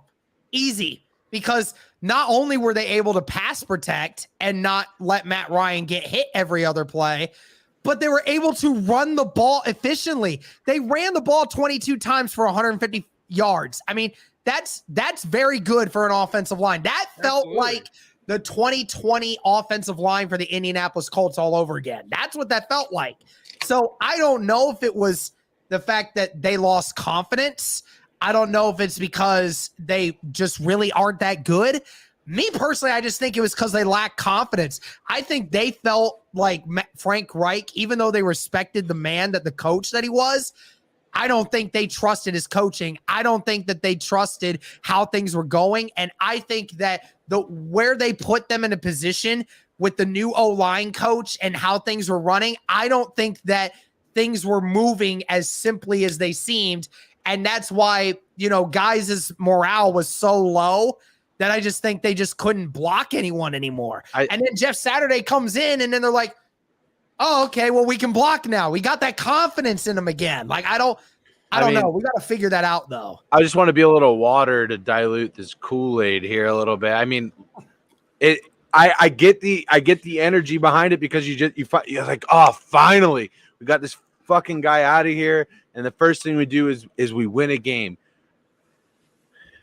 It's the Raiders, man. I want to see. I understand. No, and no. There's no easy wins. The problem is we have to see this team do it for more than just 1 week. We have to see them do it for multiple weeks. And that's why I think, and the Eagles got scared, man. They lost Jordan Davis for a few weeks. What do? They know they're facing Jonathan Taylor the next week. They signed Ndamukong Suh, man. They did. Like, I mean, it's like, dude, come on, man. I don't necessarily think that the Eagles are looking at the schedule and thinking, well, next week we have to address this. And they're signing Ndamukong Suh to a 1-year deal specifically for Jonathan Taylor. I think they're looking at their division as a whole. They're looking at where they are with the Vikings. They just took a loss. They need to shore some things up. I don't think that's specifically for Jonathan Taylor. Their running defense is one of the worst in the league. Here's what I was trying to get to is that oftentimes when you see a team fire a head coach, you will see a locker room galvanize around each other, and you will see the production on the field be better.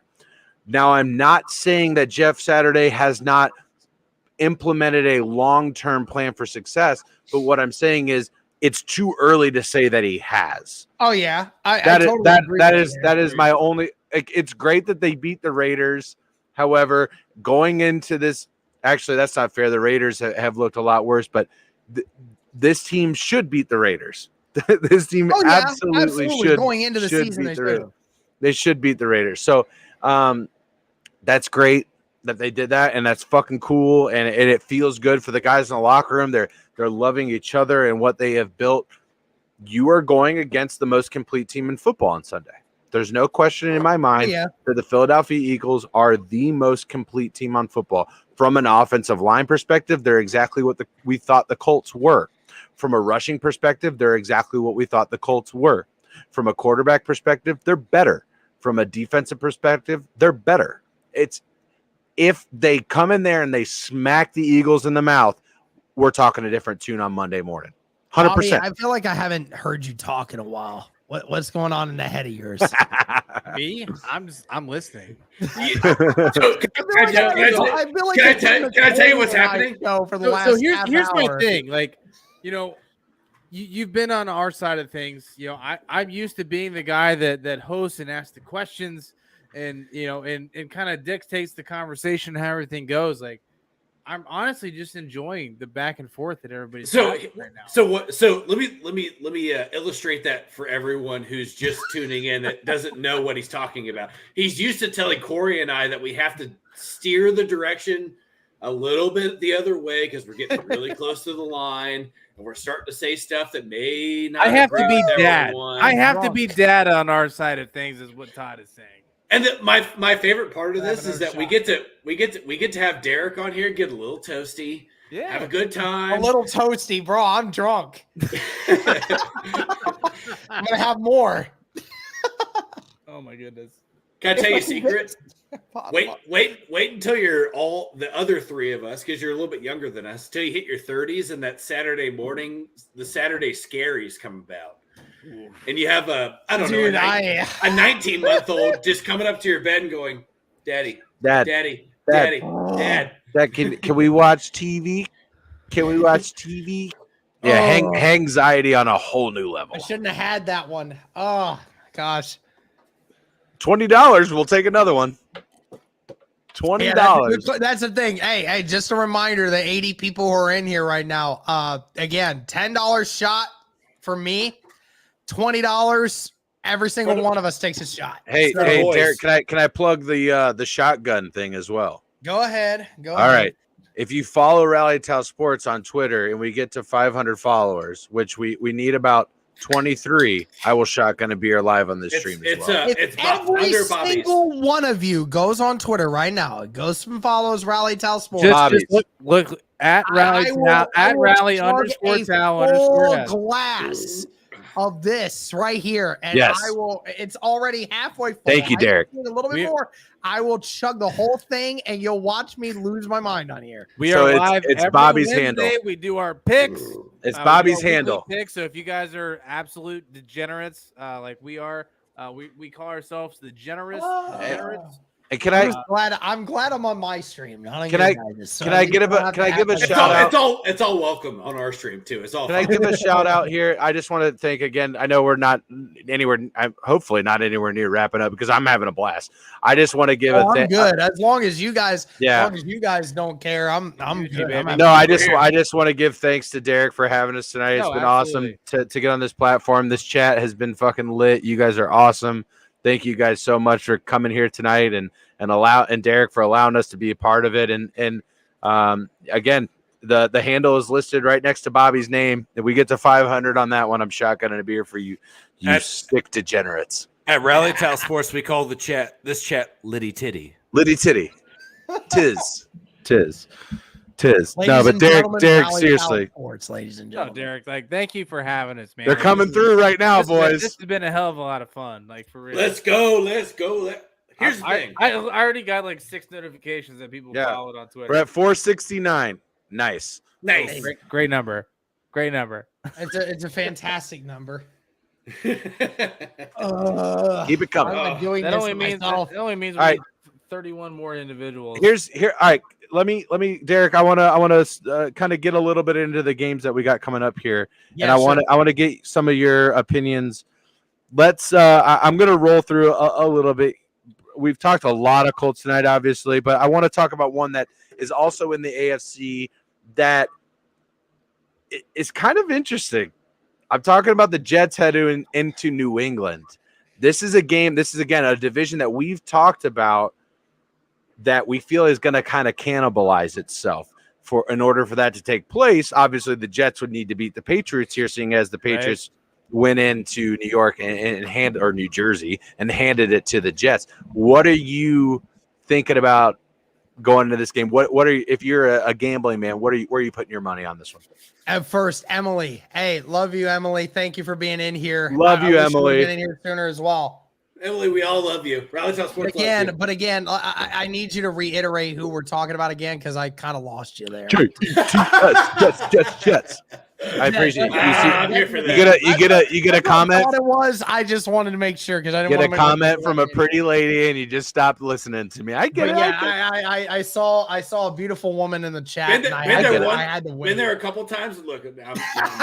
Nah, I'm fucked, dude. I'm just kidding. I love you, honey. I'm sorry. When it comes to the Patriots and the Jets, I don't know.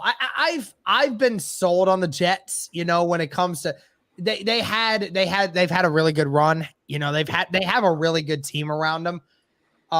Me personally, I think they can beat New England, even in New England. I think the Jets are actually a pretty decent team.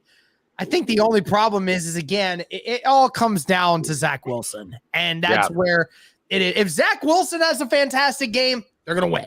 If he has a trash game, they're going to lose. Because even though the team is good, the team still is not good enough to win these games in spite of Zach Wilson. And I think that's the problem. So I don't know. It really all comes down to which New England's going to show up. I mean, it's weird because, I like to say that I think the Colts, if you take a look back at what the Colts had against New England a few weeks ago, it's a hard comparison because the Colts were trash. So, I mean, I can't really say much.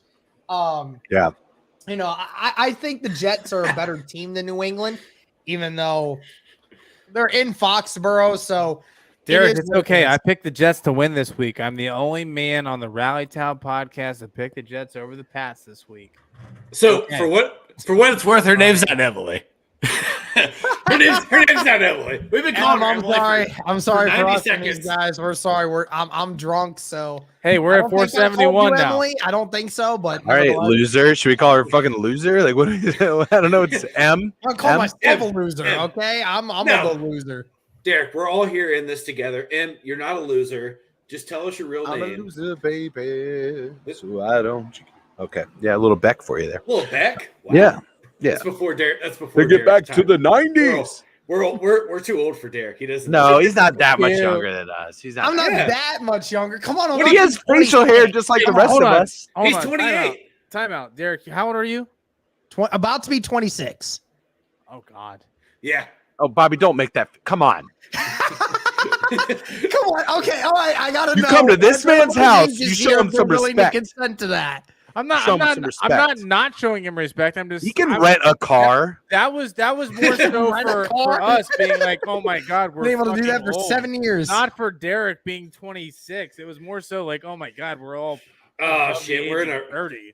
We're all still in our early 30s. It's fine. Everybody relax. Is it though? Is it? Yeah, I'm very comfortable with being in my 30s. I enjoy it actually. It's fantastic. Derek, the doom is coming. You're gonna get a little scared at 29. Then when you hit 30, you're like, I'm just fucking cool. You can wear Nike Monarchs and not get judged. You can wear whitewashed jeans while you mow the lawn, and people are just gonna be like, yeah, that makes sense. You can do all of these things. Yeah, he's right. Car insurance is so much cheaper. Yeah, I need that, bro, because I'm about to go on my health. I need to get health insurance. Yeah, you've already beat being a teen dad, so the next milestones are ahead of you. Okay, all these things are you keep on churning, buddy. Keep going. Shout out to Emily, Emma. Just M. We're just gonna stick with M. It's not Emily. She touts us on Twitter. We appreciate you. Thank you so much. Yeah, M is awesome. She is a fantastic Colts fan. She's big in the Colts community. She just wants to see me shotgun. M. I mean, that offer is on the table. That is not only I love it. At CJ Rallytel gamble. That is a Bobby and a Todd and a Corey and a Derek. Derek's gonna shotgun a beer with us. Lost Corey. He'll be back. He'll be back here momentarily. He likes to shut off his camera when he goes tinkle. It's all downhill from there. We are at 473. Put him right here. We go. We need to put it back in the same. Sorry about that, guys. It was okay. There we go. He's about to turn 32 and he forgot how to use his fucking computer. That's Corey, what when's your birthday? My birthday's in May. I'm not about to turn 32. I thought that bottle was empty. Wasn't it almost empty before? No. Okay, it was. Okay, I thought I have to call another timeout. Like, Corey, what is your date of birth? May 16th of 91. I'm the oldest, and then you're the oldest. I'm the youngest of Rallytel. And then this one. Okay. Yeah. Aaron's is February of 91. So February. He's older. By the way, Emerald. March. So Aaron's the oldest. It's Aaron, Todd, me, Corey. Emerald. That is awesome. That is also my birthstone as well. Hey, shout out there. For those of you guys in the Bring the Juice podcast, my birthday is 4/20 of 1991. Of course it is. Nice. I don't know whether to believe that or not. It is. It actually. Oh, I can it is? verify it. 100%. I had somebody earlier in the chat saying like we need to hit the 420.69. I saw the 'cause comment, and he said he would donate $420.90. It was like right at the beginning. If what happens? If one of us hits a bong, I'm like, I don't own that. No, I if we don't hit do a that, so. dab rig. I don't have a dab rig. I don't have a dab rig. I I know don't people know that what have that a is. dab rig. I may or may not have a bong in my garage. Just saying. Hold on. I'm scrolling up in chat right now to find it because I'm gonna find it because I know Who's- it who's- was I know it was there, right at the believe me, beginning. I Who's know. the draft? I Who's saw it. I just I don't know what that is. So believe me, who's the guy that had the gas mask on Twitter? It was Laramie Tunsil. Tunsil. It was Yeah. Laramie Tunsil. Yes. Who the Dolphins got their 3 first-round picks from, if I'm not mistaken. It was Rico Suave. He said, "How about a $420.69 donation, and y'all take a rip of the dab rig." No dab rigs in the Gottschall house. I don't Yeah, have I a don't- dab rig, but if I did, I would. I'm just saying, my birthday is 420. I would absolutely 100% do it in honor of the donation, of course. Yeah. I know people that have dab rigs. I could go do them, but it wouldn't be on camera, so I don't know if that would count. But Laramie Iron Lungs Tunsil. I love it. I love the Iron Lungs nickname. Dude, that was such a weird thing when it came to the draft night. What? It was so he did it at Ole Miss, right? If I'm not mistaken. Yeah, was at Ole he Miss. did it when he was at Ole Miss. And he's perfectly legal to do it, but his stepdad leaked that. Yeah. His stepdad Right. leaked that. It's just like OBJ leaking all the Baker don't throw to me OBJ videos, right? Is that the same concept? Is that what we're talking I about don't here? remember. Oh shit. Well, Derek, thank you so much for having us on tonight, man. We appreciate it. Dude, I'm loving this. I am feeling it right now, but I'm loving it. I appreciate y'all being on here. This is a fantastic Absolutely. experience. I love He it. said, Drake said, Hoosiers don't dab. Well, I'm not a Hoosier. We're all Ohio. Well, so We're Corey, doing Bobby, dab? and I, at least Ohio is. Dab. That's a dab. Dab. That is some sort of Dab. I'll do the infinite dab. Dab. I'm gonna pass out doing that. I'm gonna pass out doing that. I'm drunk. I shouldn't do that. Corey, in case you were wondering, Derek did several dabs simultaneously, but not these dabs. These dabs. Yeah, I like that. I can we all right. You asked from our perspective to get some outside perspective on the Colts organization, and I enjoy that. We've got a Browns fan and a Steelers fan on our podcast as well. And chat, yeah, Bobby being the Steelers fan. So and chat, I want your perspective too, and I welcome the challenge of debating on this right now. I want to know what are your and the hat already coming down. I want to know what are your thoughts, concerns. There are many that are valid, but where are you at on the Bengals right now, Derek? Well, I think that early in the season, I thought that the biggest problem was again the offensive line. Sure. I felt like once they figured that out, the rest of the team was going to figure itself out. And I'll be completely honest. I thought that I'll be honest. I thought you guys were going to be better because when it came to and Bobby's on audio only at the moment. But anyways, I thought that it would be better because, you brought everybody back defensively and you went and got a couple different corners and whatnot to kind of shore up that secondary, and you brought in some guys on the offensive line. And I thought, what corners? Better. But what corners?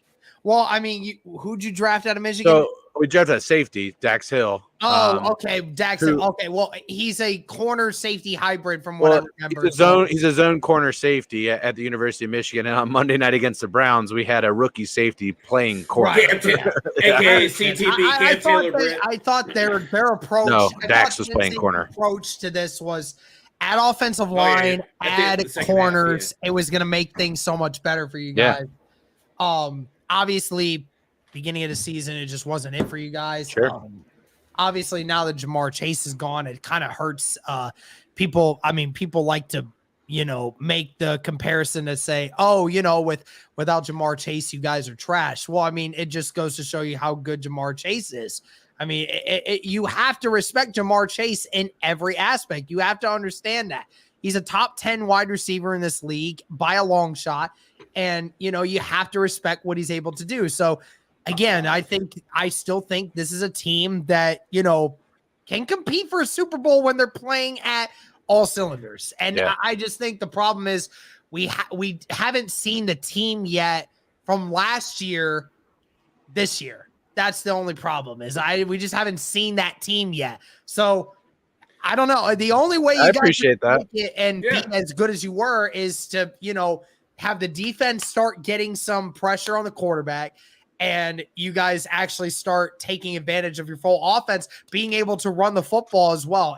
If I'm not mistaken, has that been an issue this year? So the running the football has been up until the last couple of games. Up until last 2 games, right? So can I take this one? Yeah, go ahead, buddy. So I think all your points are valid up until prior to bye week, because we watched Joe Mixon finally get to be Joe Mixon. What they drafted and then signed Joe Mixon to be, right, was a guy that could get on second down at 2nd and 7 and go to work. That was the thing that we've had such a problem with for the whole entire season is Joe Mixon's not going to work. Joe Mixon's working a white-collar job, sitting at the desk at the back corner of the cubicle, just waiting for his time. And then he got to be blue-collar 2 weeks ago and actually fucking run the football. So I think you're right. I think that there are certain aspects of where we get into the Bengals offense where there's some gaps. And then obviously right now with where the Bengals secondary is at without Awuzie, that's a huge, enormous gap, right? Yeah. Top 3. I'll go ahead and keep talking about the Bengals here for a second. I'm going to use the restroom. So do it. Be right back in 1 second. Yeah, go ahead. Yeah. Good. It's our show now, Todd. Let's go. No, I'm just kidding. Good evening, everyone. Welcome to Rally Tal Sports. Sorry. No, Damn. bring the juice, baby. Bring the juice. I'm on Rally Tal, and it's not a Bengals podcast. So. Bring the juice. Go ahead. I think the important thing that everyone has to remember here that's listening is that you're talking about a roster that hasn't regressed at all. It's only improved. Yeah. And that's where I think everybody gets kind of wiry, is that you watch the first 3 weeks of the season, you're like, oh, nothing's changed. Joe Burrow's getting pressured. But when you hold the ball for over 3.5 seconds, I believe Corey dropped the statistic earlier in the podcast. If you hold it for over 2.9 seconds, you're in trouble, right? And Joe Burrow was holding the ball for 3.4 seconds going into week 3. Yep. And from week 4 until to week 10 or week 11, he's at 2.4 seconds. And the Bengals are winning again, right? So that's where you guys have to remember what's going on here, is that you have to, in today's game, you have to get the ball out fast, because everyone on the other side of the field is elite. It's tuned up to go get the quarterback. Yes. So I think that's where the Bengals faltered early up to week 5, and then week 4, and then week 5 to now we're in a much better position. Yeah, I think the biggest issue, honestly, if I can get on the soapbox, has been that Zach Taylor is calling the plays. That's been my biggest, as a fan of the Cincinnati Bengals, my biggest issue has been the play calling. It's been hard to watch. There have been some exciting games, like anytime we play the NFC South and when we played the Jets, when that offense gets out and gets to a clip. What they have found themselves doing is playing behind most of the time, and that is not really where that offense succeeds. Where that offense succeeds is getting out quickly ahead of somebody. And we have different philosophies, myself and Zach Taylor. One of us is a head coach, the other is not. So take that for what you will. But in my opinion, relying on Joe Mixon early to establish the passing game is something that should be done. And when it is done effectively, allows that team to succeed. So the offense has been the biggest issue. The thing that we're not talking about, and no one continues to talk about, whether at a national scale or even here tonight that we haven't spoken about, is how good that fucking defense actually is. Yep. Yes, Chidobe Awuzie is out. He's out for the rest of the year. A top 3, a top 5 corner, whatever you want bracket you want to put him in. Statistically, he was there until he got injured to put him out for the rest of the season. That being said, DJ Reader is back. The Bengals pass rush is back. They are one of the best top 10 defenses in the league, and that has not changed throughout the entire season. And as Todd alluded to earlier, the offense has done nothing but progress. So the point that was made earlier that the Bengals aren't what they were last year is not actually entirely true. They're exactly what they were last year. They're exactly the same position that they were last year. 5-4 going into the bye, 1 game out of first place. Just got smacked in the face by the Cleveland Browns. That's exactly what happened to the Bengals last year. I don't know if we remember. We're watching that Bengals-Browns game last year. They're driving down the field, and then Joe Burrow throws a 99-yard pick six to Denzel Ward. Exactly. So as I'm watching that Monday Night Football game on Halloween night, they're driving down the field, opening drive. I look to my father-in-law, and I say, this is exactly what happened last year, and then we threw an interception. And then what happens? Myles Garrett gets his fucking Stranger Things arm up and blocks the ball, and then it gets tipped up, and then an interception, and the game is lost from there.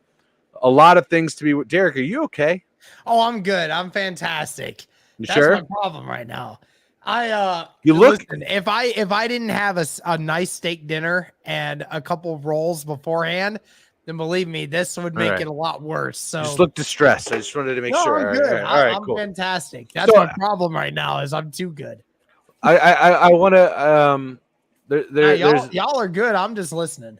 Yeah, no, I appreciate it, and I appreciate the soapbox here. But the biggest concern that I have is not actually within the Bengals right now. It's how weak the Ravens' schedule is for the rest of the year. They play a cupcake schedule for the rest of the season that they should be the favorite in every single game. The Ravens are probably going to win this division. That being said, the Bengals have no problem going on the road and winning games. They have no problem going on the road and winning games in the playoffs. They did it all the way to the Super Bowl. So a lot of things can happen still in the AFC. It's so very compact. So very compact. Yes. It's going to be a lot of fun. You're talking about 11 teams that are in the bottom 5 spots. Fucking crazy, man. Yeah, it's nuts. This was for dessert. Okay. Anyone? Dude, let me see where that bottle's at. Derek, where's that bottle at? Where are we at? Line wise. Let's go.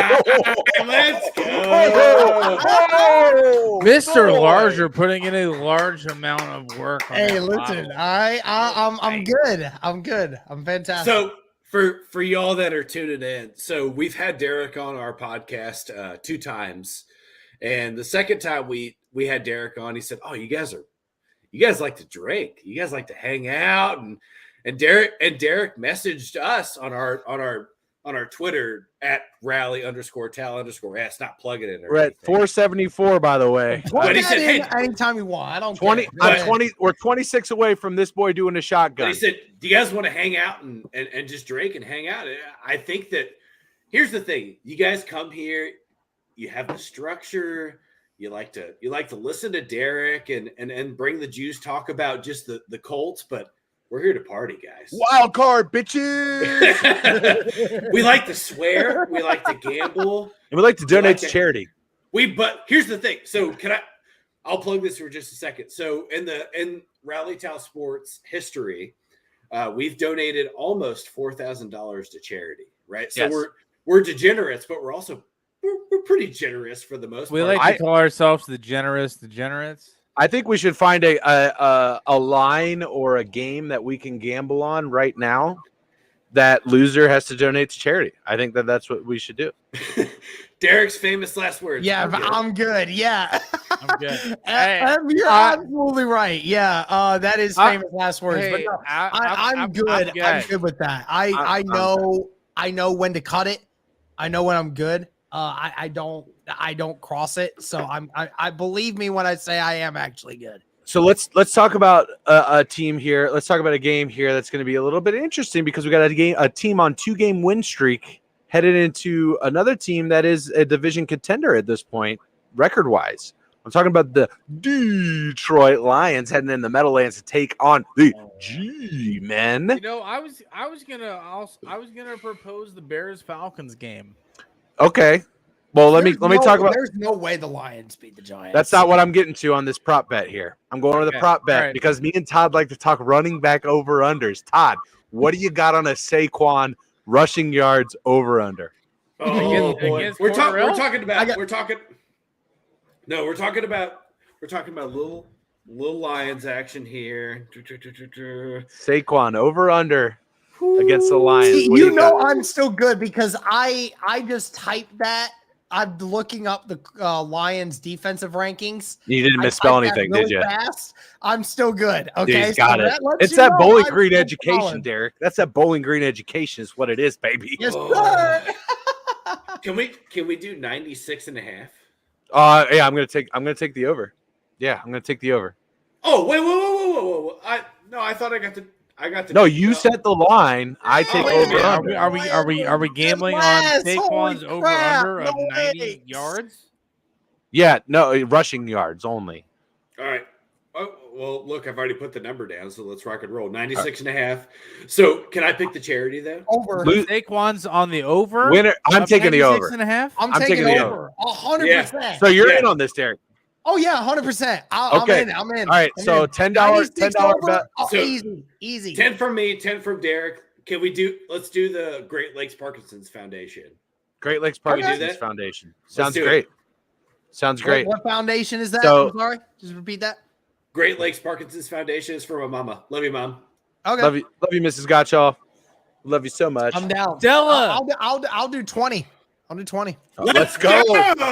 Bring the Let's go. Come on, I got it. Oh yeah. Let's go. Let's go. Derek's bringing They the don't juice. call it Old the Smokey's bringing the Degenerates for juice. nothing. Let's go, baby. All right, I love it. I love Always it. All bring right. the juice. Derek, you're gonna be I dope. know nothing else but to bring the juice.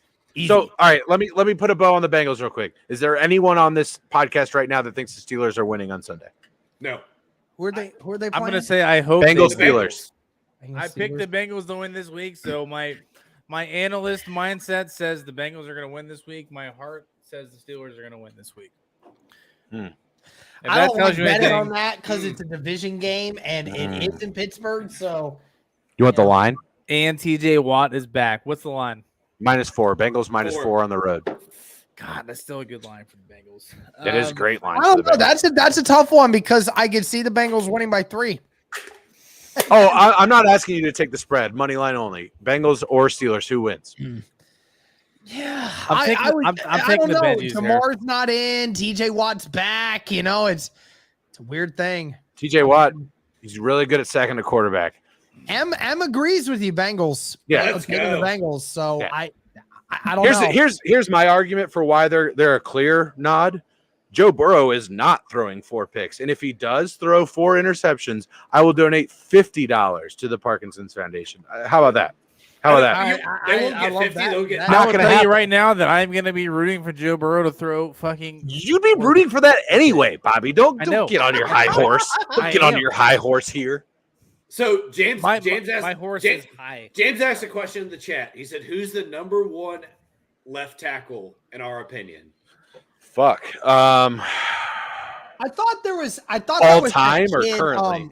Number Currently, 1 I think we're tackle talking here. right now, right? James, correct me if I'm wrong, but I think we're talking about in this current season because I don't think it's super close, right? Is it gotta be Christian? It's Christian Darrisaw, right? Well, I would think it would be Trent Williams, Yeah, I would say Trent Williams, 100%. right? And the From man the literally Niners? just got put to the 99 overall club. I'm mad at the guy. Is I don't. is I the don't first see left any tackle other to argument ever have as that of happen. right He's now as to clearly why the it's best left, not. the best lineman in the NFL by a long shot. It has to be. I think Christian Darrisaw is the top-rated offensive tackle right now. I don't know if he plays left tackle. That's the only problem. He's the right Darrisaw is the left tackle. He's the right tackle. He's the right Darrisaw's tackle. the right tackle, isn't he? What? Is he really? I Yeah, think so. I don't Okay. think so. So that- I thought that was he- left tackle. he is the top-rated according to Pro Football Focus. So Let's whatever see you put the in that. Chargers depth chart. No, Christian Darrisaw plays for. Oh, Trent Williams. Okay, sorry, I was going to say Christian Darrisaw plays for the Vikings. Oh James- yeah, fucking Rayshawn Slater is left tackle. Why am I thinking that? What the hell? Rashawn Slater. Yeah, Christian Darrisaw. No, Christian Darrisaw. Yeah, Christian Darrisaw is amazing. He's amazing. He's having an amazing season. There's no way. There's no. I just, Carver says Bakhtiari when healthy. I would agree 2 years ago. I don't agree right Yeah, I'm not there now. And James, just to address your comment, we are always talking about every team when it's the four of us. It's not. Yeah. Well, I never listen, guys. And everybody in the chat, I never promised that this was a Colts stream. Okay, I understand it. I understand it's a Colts channel. Okay, but I brought these guys on. We want here to address talent when talent is needing to be addressed. James, I agree completely.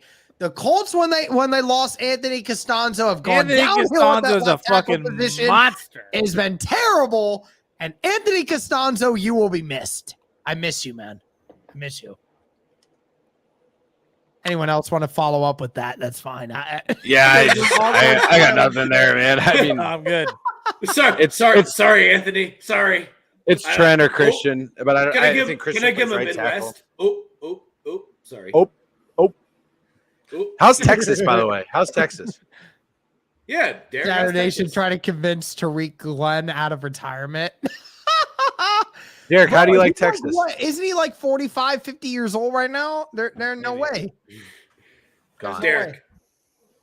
How do you like Texas, buddy? How's Texas? How do I like Texas?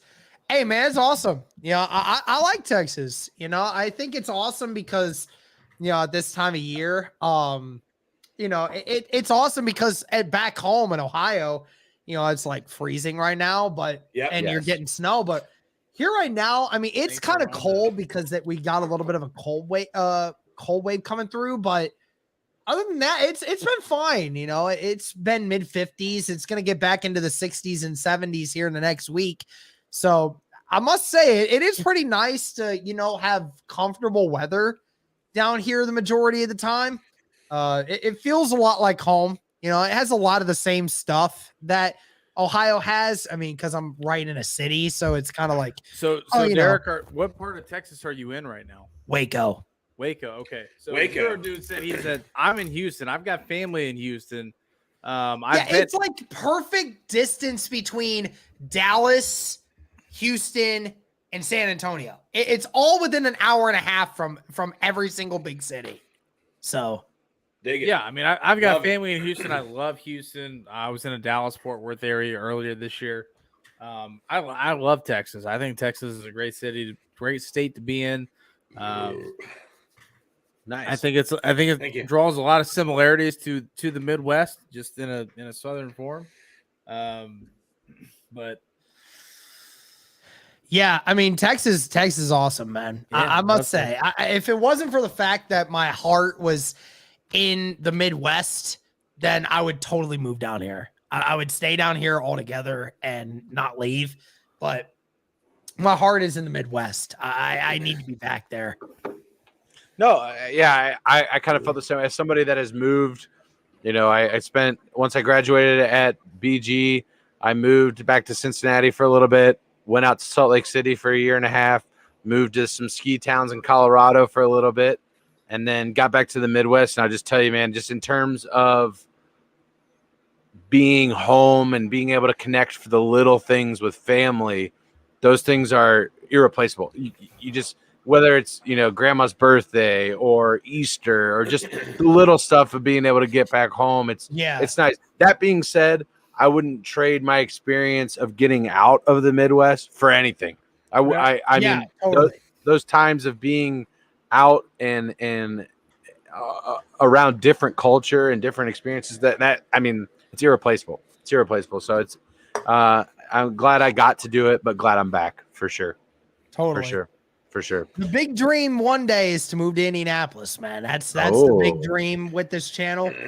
As this channel continues to grow and continues to have more of an influence on the Indianapolis community, that's the big dream, is to move to Indianapolis at one point and make this a staple mark. You ever been to the 500? Yes, I have. Yeah. I've actually been several times. Me too. I go every year. Girlfriend used to, her dad and myself used to always go every year. And I actually went, what was it? The 100th anniversary. I don't remember which. I was at that one too. Yeah, I was there. There. And I was actually on the interior of the racetrack. I was in the grass area on corner 2. And oh my God, 450,000 people. Yes. Oh my God. It's like one of the few things that like, as if you're in a stadium ever, like the Indy 500 is something you just never forget. I mean, that's just one of the fun things ever. It's beautiful. It's amazing. And actually the 100th running is the first time that a rookie has ever won the Indianapolis 500. Alexander Rossi took the checkered flag in that one. And that was, I remember that. That was phenomenal. But yeah, my in-laws have tickets. We go every year, do the RV. Are we doing another one? Let's fucking do it. I got a shot. I'm good. As Em would tell me, oh, that's the last final words, but I've been saying it for like an hour now, so I'm good. Well, I was trying to plug Derek here for a second, but I'll do a little. I'm surprised. I'm honestly surprised that you guys are still here. To be honest, it's been 2 hours. So bro. Well, mainly because of Bobby. This is just a Wednesday. Said he's got somewhere to be in 9 hours. So yeah, I mean, I have to take a licensing exam at 9 a.m. tomorrow. You can still get 7 hours of sleep. Get 7 hours of sleep. You be fine. No, I'm gonna get up at 5 a.m. and shout out to Adam Garrett for following us and train my brain on 3 hours of sleep every night. Okay, if a guy can go 3 hours of sleep and lead an army of 700,000 people against somebody, how many followers is that? It's kind of blurry. It was blurry. 475. We are 25 away. You wonder why I'm still here. 25 away from me shotgunning a beer. And I'm telling every single one of you guys in the chat keeps talking about barbecue. Listen, I get it. Okay. Let me just tell you right now, you have never seen another human being shotgun a beer as fast as I shotgun a beer. I'm telling you right now. Guys, that's a challenge. I'm telling you right now. I will. We're wanting to see this now. Okay, we need to do that. All right, hold on. Time out. Can you pull up our TikTok, Derek? I want to dictate this podcast for literally maybe 45 seconds. So, Matt, shut the hell up, bro. You don't average 1 hour of sleep. He hangs out with Jim Irsay. Hold on. This is my 45 seconds here. I'm going to take it. I've been on TikTok for a while. Most of the TikTok has been through my gaming channel, but the first TikTok that I ever made for our podcast channel was Corey at CJ Rally Tal shotgunning a beer. That was the first TikTok that was ever made for our podcast channel on TikTok. And when I say that I challenged Corey to a shotgun and thought that I could win, I was extremely confident in that notion that because I'm no slouch. I feel like I can shotgun a beer with the best of them. This man deleted a beer in less than probably a second. I mean, it was the most impressive thing that I have. It just because it was the most impressive. That could be history on this channel to see that. Derek, it was the most impressive thing that I've ever seen in my life when it came to just absolute downing. Show the TikTok. Plug the TikTok. Bobby, pull it up, Derek. You can show your screen. You can pull it up on your browser. Can I share my screen? I don't know. I don't have a TikTok, but I can. No, but you can still search it. Hold on. It's at Tal Sports on TikTok. How do I share my screen on here, Derek?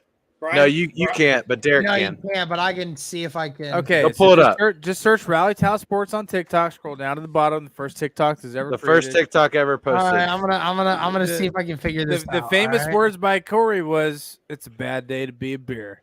It's true. It was. It's true. 3rd of July. It was. So Bobby and I were in my backyard, right over this way.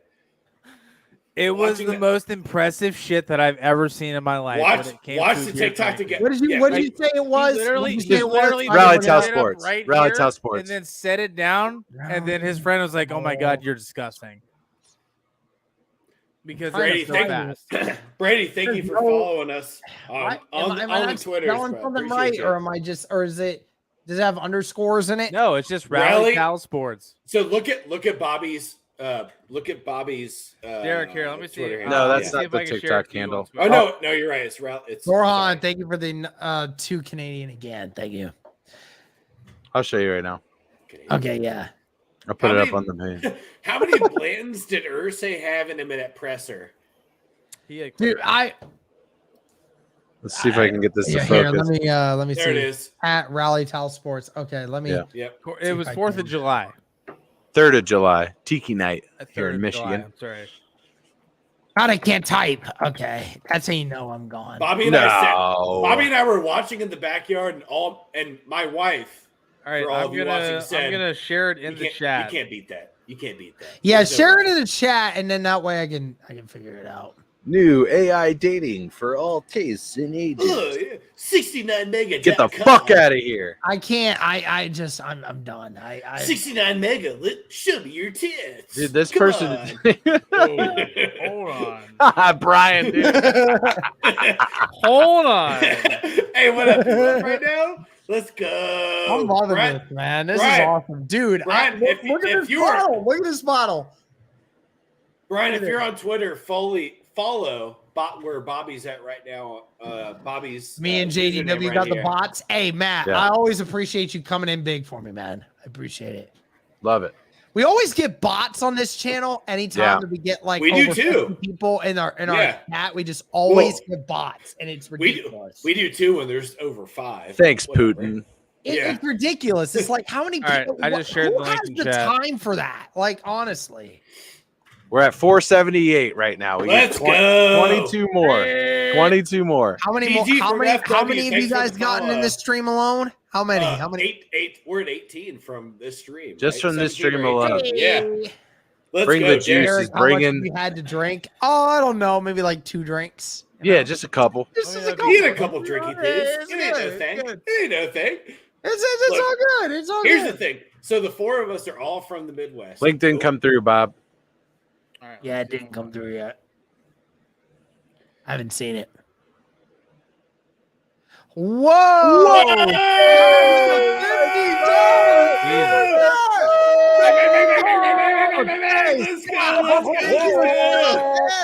Hey, Scott. Okay, we need a shot in honor of Scott for dropping the 50 bomb.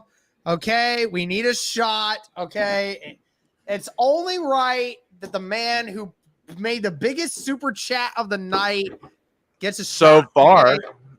So far. So far. Anybody tops that, I might. Scotty does know. Scotty does know. Let's go, Scotty baby.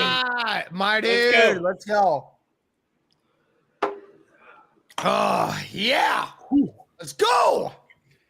Oh, man.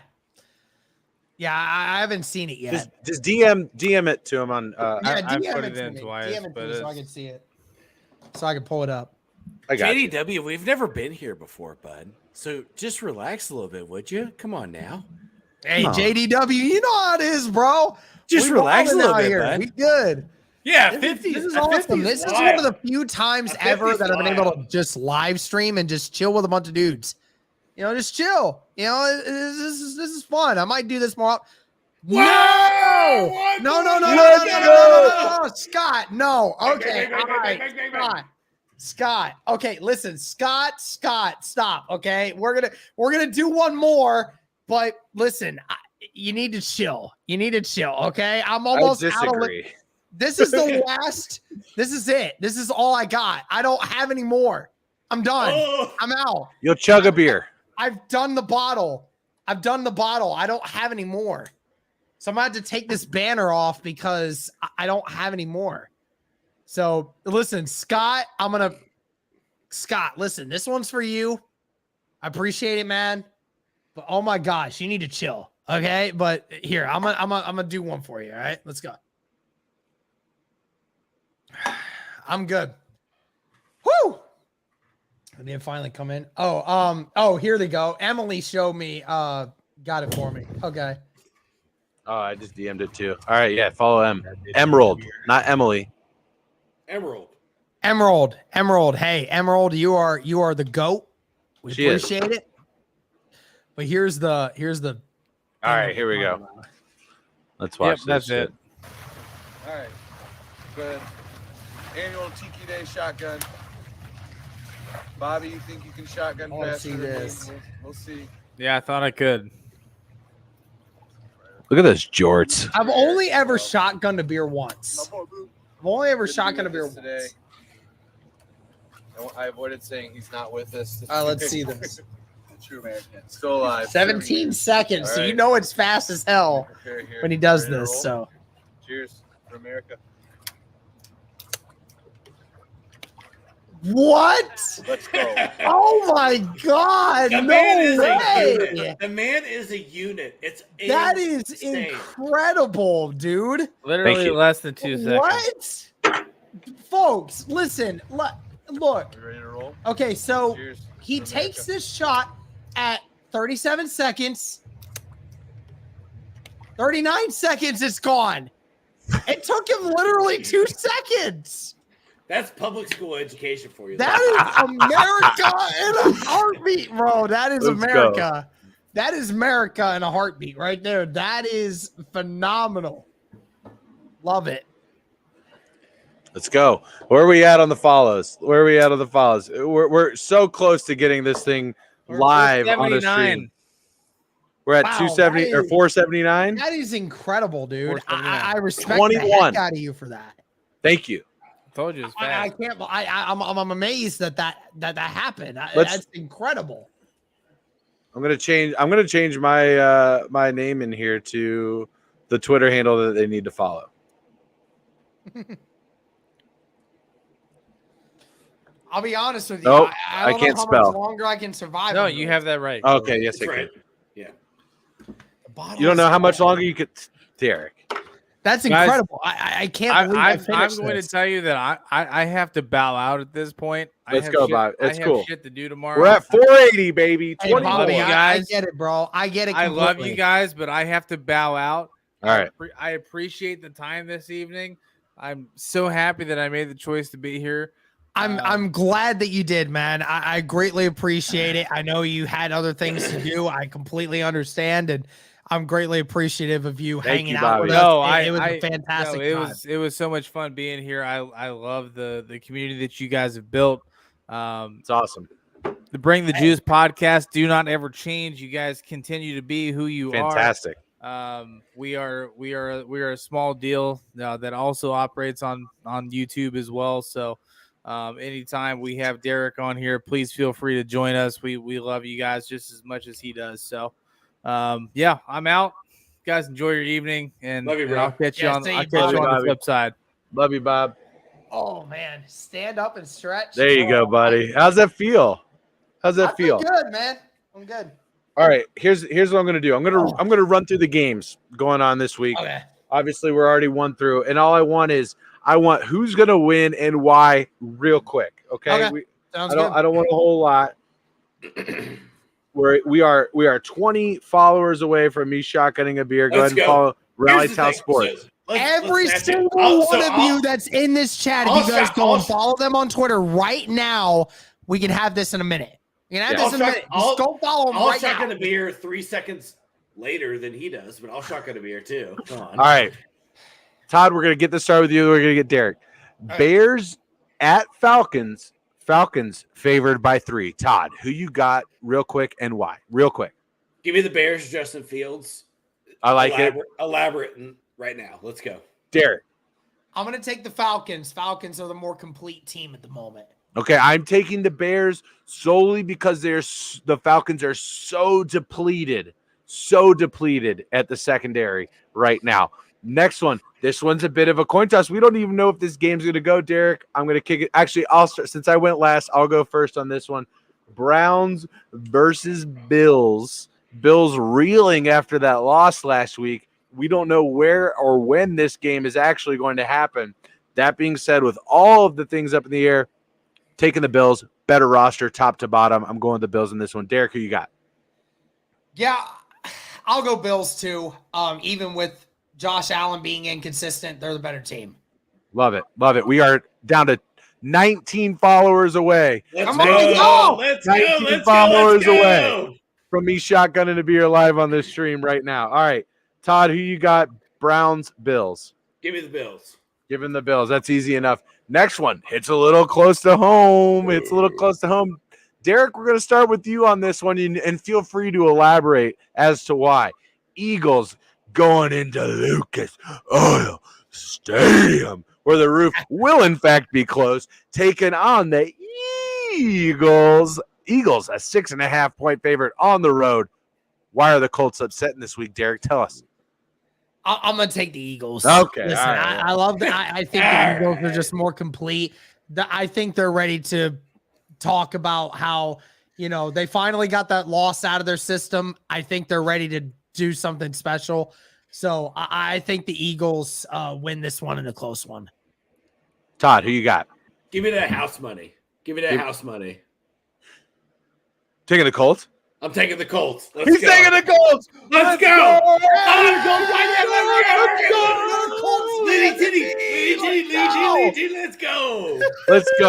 Let's go. I'm taking the Eagles. Okay, next one we got the Jets on the road. Gorhan, tell me what your Twitter page is so I can unblock you. You need to tell me what it is. JDW Sports Talk Show for following us on Twitter. What's up, bro? Let's go, JD. Thank you, bud. Thank you, man. All right, Jets heading into New England for this one. Listen, when it comes to the Patriots, I don't know what the fuck is going on at quarterback. There is one thing I know for certain. They have a better running game. I'm going with the Patriots at home to sweep. Brian, I don't know if I didn't block him, but somebody else might have. I don't know. He might have said something stupid. I don't know. But either way, just let me know so I can unblock. Regular season sweep of the Jets. Patriots win this one at home. Todd, who you got? I got Ramondre. You got Ramondre, baby. Let's go. Sophomore slump. Over the hump. Let's go. Love it. Listen, last time I picked against the Jets, they made me eat my words. So I am going with the New York Football Jets. Let's go. Jets. Brian getting in on the chat here. Brian getting in on the chat as well. Again, we are 19 followers away. 19. We're at 481 right now from me shotgunning a beer right now. We're running through the picks. Drop your picks into the chat too. Fuck it. Let's go. Derek, I'm emceeing this one for you, buddy. I got you. All right, this one's actually, this is probably the most interesting game of the slate. Of the 1 o'clock slate, to me, this is the most interesting one. We've got the defending Super Bowl champs, who have a losing record, by the way, heading into New Orleans, taking on the Saints. Derek, what are you looking for in this one? Who's winning and why? I don't know, man. I mean, the Saints are terrible. The Rams are terrible. I mean, what more can you say about this game? Fair point. I don't know. My thing is I think the Saints have a different perspective right now. They lost to the Steelers last week. I think they're going to figure things out. The Rams are just god awful at stopping the pass rush, and that's one thing Saints can do. They can get after the quarterback. So I'm going with the Saints and the upset here. Todd? Give me fiery Andy Dalton at 1 o'clock, y'all. No Cooper Cup. No Cooper Cup. Let's go. Cooper Cup. Andy Dalton at 1 o'clock. Andy Dalton at 1 o'clock. I've seen that a lot. Baby. I've seen that a lot. And I've seen that farewell. What Andy Dalton at 1 o'clock looks Andy like. Dalton at 1 o'clock. That's a 12-win season, bro. I've seen it in 2015. That's a 12. Who dat? I got the Saints winning this one. Every time I bet on the Rams, they fucking let me down, dude. They let me down so bad. They hurt me. I'm done betting on them. I'm going with the Saints in this one. Next matchup. The Detroit Lions going in and taking on the New York Giants.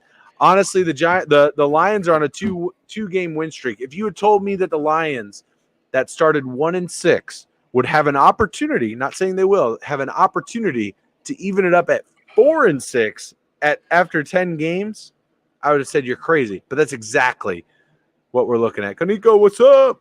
What's up? I am very tempted to take the Lions in this one, but I'm going to go with the Giants. I'm going to go with the run game. I'm going to go against a bad defense. I'm going to pick the G-men. Derek? Well, I appreciate the fact that you guys are drinking and still looking like as if you have no problem whatsoever. I'm struggling over here. I've been there a bunch of times. But so. yeah, I'm gonna go with the Giants. The Lions have one of the worst defenses, if not the worst defense in all of the NFL. And if you can't stop the run against the New York Giants, the Giants are better coached. The Giants have a better player than all the Lions do. So I'll take the Giants at home in a close one, but I think they got it. Nicely done, Todd. Who you got in this one, buddy? Give me Daboll and Saquon in New York. Let's go. And New Jersey. Let's go. All right, next one. We've got the Panthers, who in a sloppy game against the Atlanta Falcons, I believe it was on Monday Night Football last night. Thursday Night Football. Yeah, going against the Falcons in those, dude, those helmets, those uniforms, the all black Panthers. JDW, we are 60 subscribers away from 15,000. Let's go! Let's go! Come on now. Let's go. Anyway, let's continue with what the topic was at hand. Let's keep it going. 18 away on Rally Tal Sports. 18 away. If you follow Rally Tal Sports, 18 people. That's all we need. I will shotgun a beer live on this stream right now. 18 away. Thank you so much, everyone, already. Those fucking blackout helmets that the Panthers had, dude, those were gorgeous. Absolutely beautiful uniforms. Those all blacks. And I'll tell you, man, that defense looked pretty mean. Also, Marcus Mariota, who are you? What was that? Derek, let me ask you this. Your drunken opinion.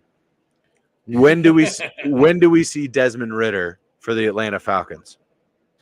I don't know. Everyone's been asking over the last week to see him, right? Like, because the Falcons are so inconsistent to the point where you're like, well, I mean, might as well just play him, right? Like, what's the worst that can happen, right? Like, there's nothing, like, you're not going to see anything more from Mariota. So just throw Ridder in there. Let's see what we got. You know, like, are we going to be great with him? Are we going to be bad with him? We just need to find out. So, I mean, it needs to be within the next couple weeks, to be honest. Here's kind of where I land on this. I personally, going into that draft, thought that Desmond Ridder was going to be the best NFL quarterback out of the top three. So out of Kenny Pickett, out of Malik Willis, and Desmond Ridder, I felt Desmond Ridder was going to be the best overall NFL quarterback when all things are said and done. I am now let me preface this and say that I'm not seeing the same career trajectory out of these two individuals. I'm seeing a similar situation to that of Patrick Mahomes in his first year. Again, let me just say this so that people don't fucking start jumping off buildings. Not the same career trajectory. What I'm saying is, once the Falcons are eliminated from the playoffs, if that happens, that's when I see Desmond Ridder step in. Similar to that of Patrick Mahomes the last two games of the year. They stepped in, took Alex Smith out, let him get some real season reps, and then it was his team moving forward. I think that's what we see out of the Falcons. But back to the matchup at hand. Panthers going into Baltimore. I don't think there's a lot to discuss here. We got largest spread of the week at 12.5 for Baltimore Ravens. Baltimore looking like a Super Bowl contender, honestly, at this point. I'm taking the Ravens pretty easily in this one. Guys, any disagreement there? Nope. You're gonna have to repeat that. Yeah. I'm Pretty easy. Pretty easy. Next one, we got love it. We got an elite matchup here. We got a 5-win team taking on a 1-win team. The Washington Comrags taking on the Houston Texans. We got Taylor Heineke and Davis Mills. Derek, who you got? I got the Commanders.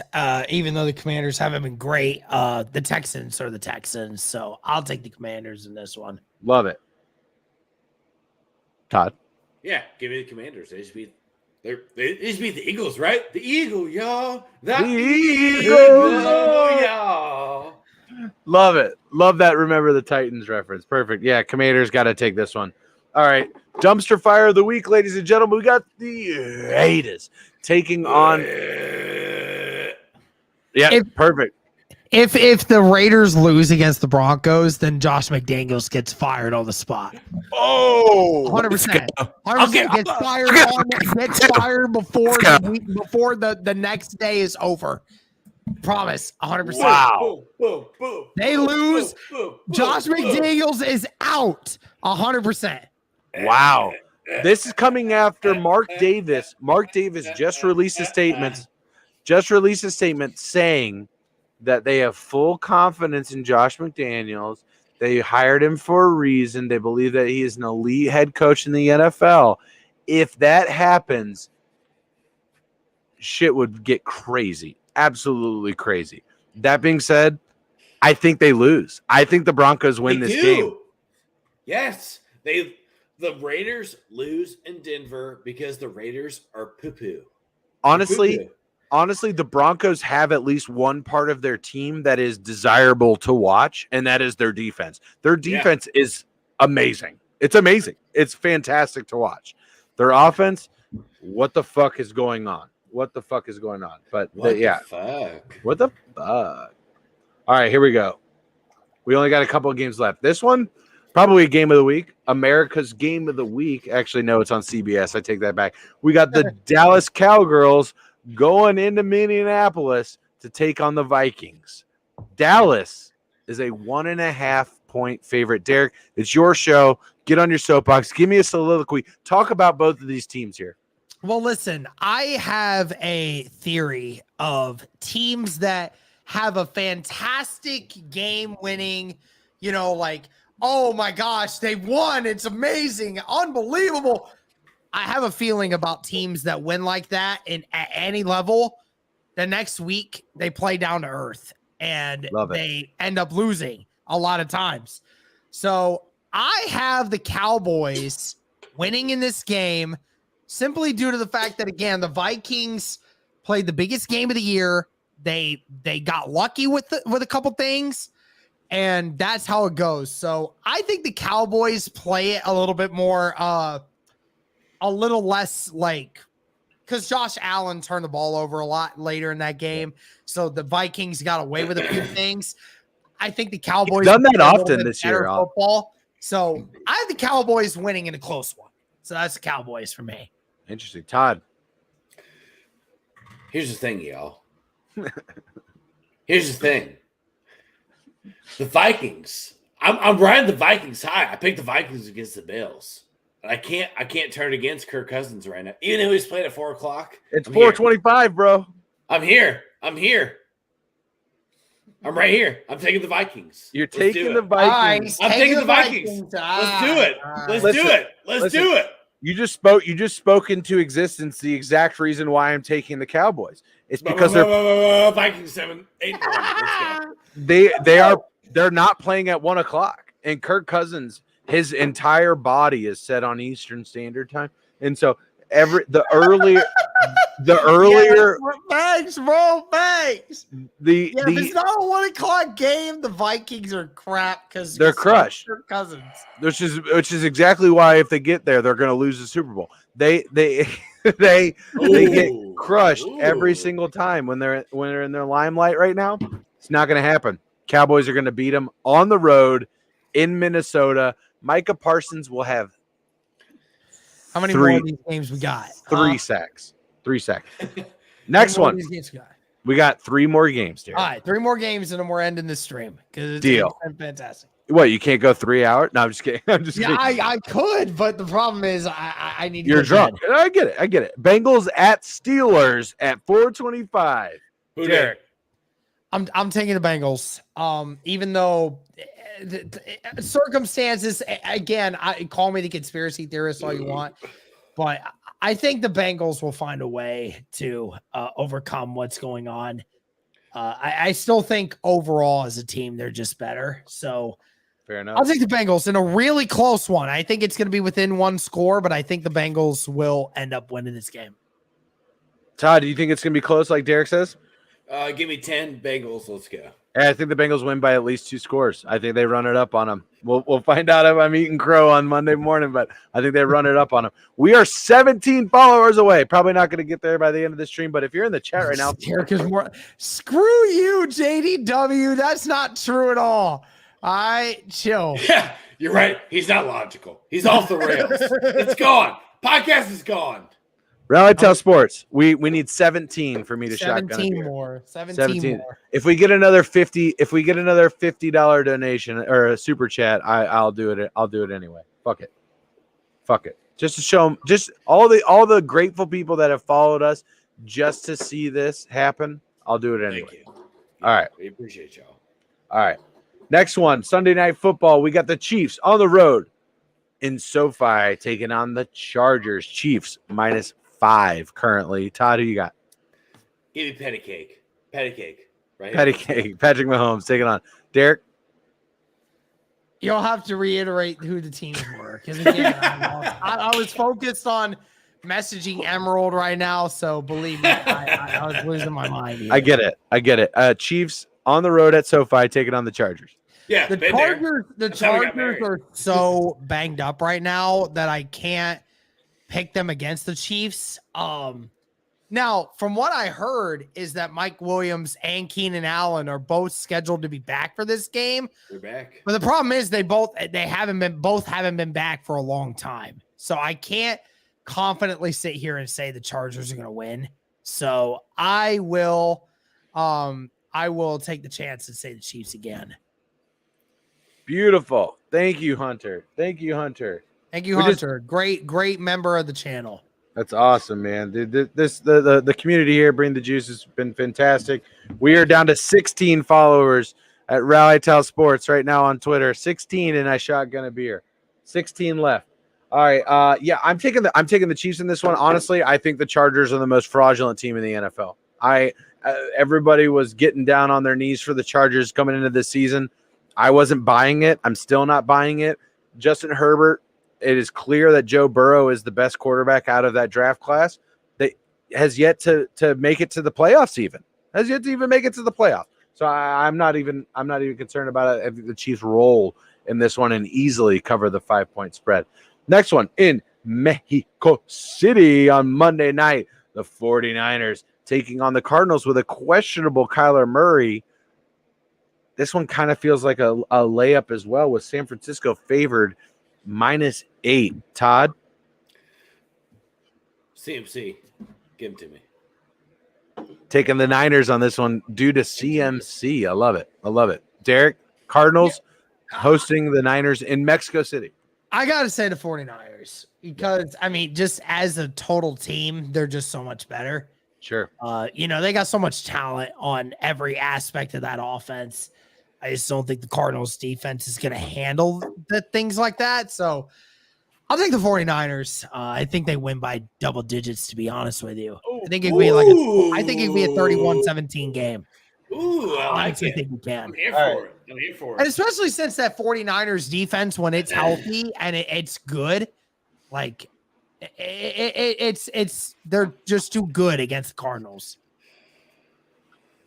Ladies and gentlemen, it's pretty clear that the 49ers are going to win that game. But that being said, we've picked up another follower. We're at 485. We're not at 500. But I think it's only right. Derek, wouldn't you say? It's only right that I give the people. Just give them one. Yeah, I think I want to see it just for myself more than anything. Sure.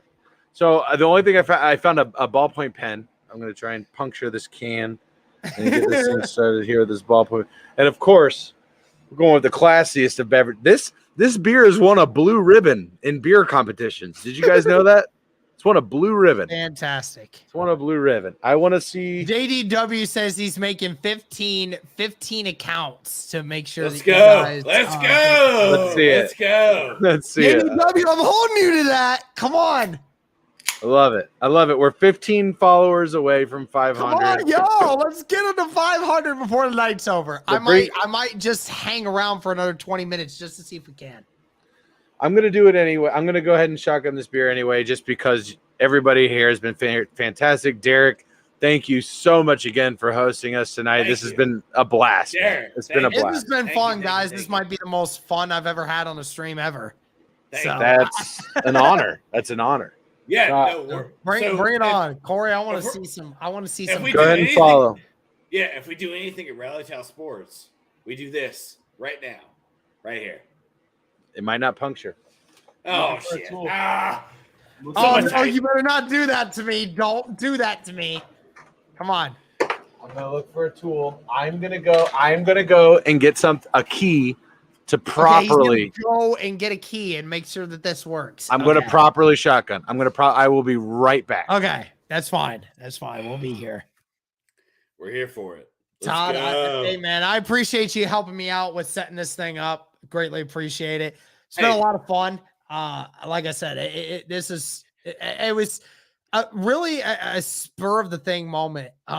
Honestly, like I asked people to come in and do this with me, but then I started thinking about it. Well, if I wanted to drink a little bit and I wanted to have some dudes that We're I here. know are fun, We're here. We're always ask here. the Rally We're Tal always Sports here. guys. You We're know, always like here. they're there. Here's the thing, y'all. We like to drink. We like to gamble. We like to donate to charity. We give back to y'all, right? Because here's the thing: everybody's been through a tough time one or two times before in their life, right? So we're here for y'all. So that's what we're here for. Let's do Hey, I it. love it, man. I love it. I love it. Oh. I can't wait to see what what he brings back to puncture this can with. It's gonna be a hell of a lot of fun. Let's do it. Let's do it. Oh, 15! JDW, listen, I'm not making 15 accounts while I'll send $15. Hey, JDW, JD, my thank you. guy.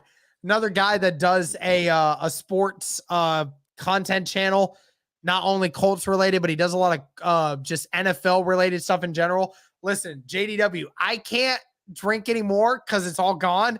But hey, JD, just in reach- spirit. Hey, listen, thank you, man. hey, follow. So reach out to us. We'll get you on the podcast. Let's go. Yeah, JDW, JDW, reach we'll out get to you on these guys, there. man. They're fun. They're Yes, fun, dude. let's go. We got I you. highly encourage you go do that. Yes, Absolutely. let's go, man. Let's go. We got you on here, bro. We'll I love get it. you I on love here. it. We'll talk sports. We'll talk basketball, football, baseball.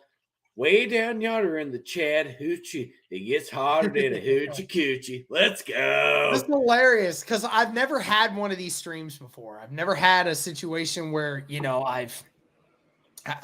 Gorhan, I don't have a beer. That's the problem.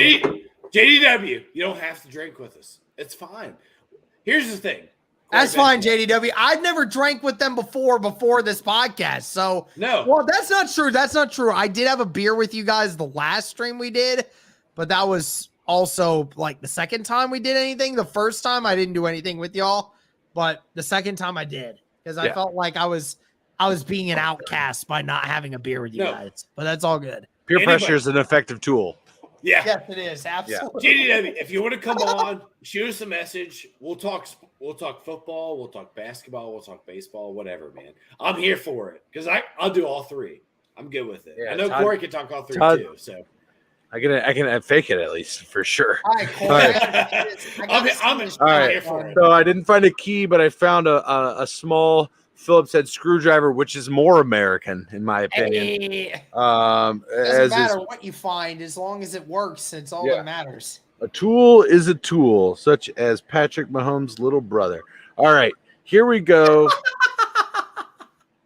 Here we go. This is Corey's TED Talk on shotgun. What you're gonna want to do is you're gonna take it, put it parallel, then just tilt the ass end up just a little bit. What you're gonna do is create an air pocket right here. Okay, you're gonna apply leverage and force. There we go. It's Right there. Okay. You've then punctured a small hole in the bottom. I have beer on my laptop, which needs to be cleaned up later. You create a little hole here to drink beer out of. Pardon me while I take it off camera in order to effectively create the He beverage. creates the perfect drinking hole in order to be able to do what he's about to do, ladies and gentlemen. It's wild. My This body is wild. I've never seen this done before. I've only ever shotgun a beer once. So this is a learning tip for me too. So, as much as it is for anybody else on this channel that's watching right now. Oh, it's kind of wide. Oh, But I don't think we're going to get hurt from it. Hopefully I don't cut my lip. Should have got a key. Just going to bend this aluminum foil back here a little bit. There we go. So we've got a wide hole. All right. You ready? Mm-hmm. All right. Let's do this. That was legitimately, folks, 4 or 5 seconds at the absolute most. I didn't slam it down because you guys wouldn't get anything out of that. But wow, yeah. dude, that is incredible. That's incredible. That's so quick. I mean, it would look like it's incredible because, like, I see people shotgun beers at stadiums. Like the professional athletes that do that for show. They don't do that stuff that quick. I would love to beer chug race Bakhtiari. I'd love for that to happen. Bakhtiari is the best thing in the world to do that with. I got a little bit of little juice on the shirt, but if you're an NFL fan, you don't get a little beer on your shirt. Are you really? Where did we end up tonight with? We just picked up another follower. Appreciate it. 14 away. Thank you so much, guys. You guys are all right. Well, phenomenal. Listen, as much as M would like me to continue the stream, I have to go against her opinion. Sorry, Em. I love you, but I can't keep going with this much longer. I just want to make sure that I can sleep tonight as long as everybody else here also the same way. Listen, fun times, guys. Fantastic show. This is one of the longest live streams that we've ever done. And on top of it, is fantastic to, have these guys on to be able to have a good time, and that's what's great about this channel is, we've been able to, have some fun, talk football, talk life, everything else in that nature. But Todd, Corey, and of course, Bobby, who, can't unfortunately be here right now. Again, I appreciate all you guys at Tal Sports for joining us. It was fantastic having you guys on tonight. Thank you, Derek. Yeah, man. Yeah, go ahead, Yes. Todd. So from Tal Sports, you've helped us grow our channel, right? So anytime we get to be on with you, thank you so much, man. We appreciate it. Honestly, I just wanted to say, give a quick shout out to the Bring the Juice community. You guys have been fantastic, man. This chat has been phenomenal. Yeah, we love it. Just speaking for fellow streamers such as Derek, you guys are what makes what we do easier, and you guys help contribute to everything. And without you, it just wouldn't. We're just the silly goons that decide to put our faces on on the internet. We're the guys with beers that just get on the podcast and just hang out for a little while. But honestly, it's been phenomenal, man. Derek, thank you so much for having us back on, and we look forward to many more years of teaming up together for streams, and it's been a lot of fun, and hopefully we'll see Bengals Colts on a nice little wild card game coming in. Absolutely, man. I can't wait for the time when the Bengals actually play the Colts in the wild card or in the not in the preseason last game of the year. Yeah. But it's awesome. But again, guys, let us know your thoughts in the comments. Again, be sure to like the stream if you guys haven't already. And Corey, man, this is to hope that the Talons Up symbol goes well for us and we get a chance to make it into the MAC championship. Hey, I'll be there. Listen, the Falcons are bowl eligible. Okay, for the first time in many years, they have a chance to do it. Scott Loeffler, baby. Stuff, man. Let's go. Let's do it, guys. Hey, thank you guys so much for tuning in. Thank you all for a great stream. And as always, guys, go Colts and Bengals as well. Thank you.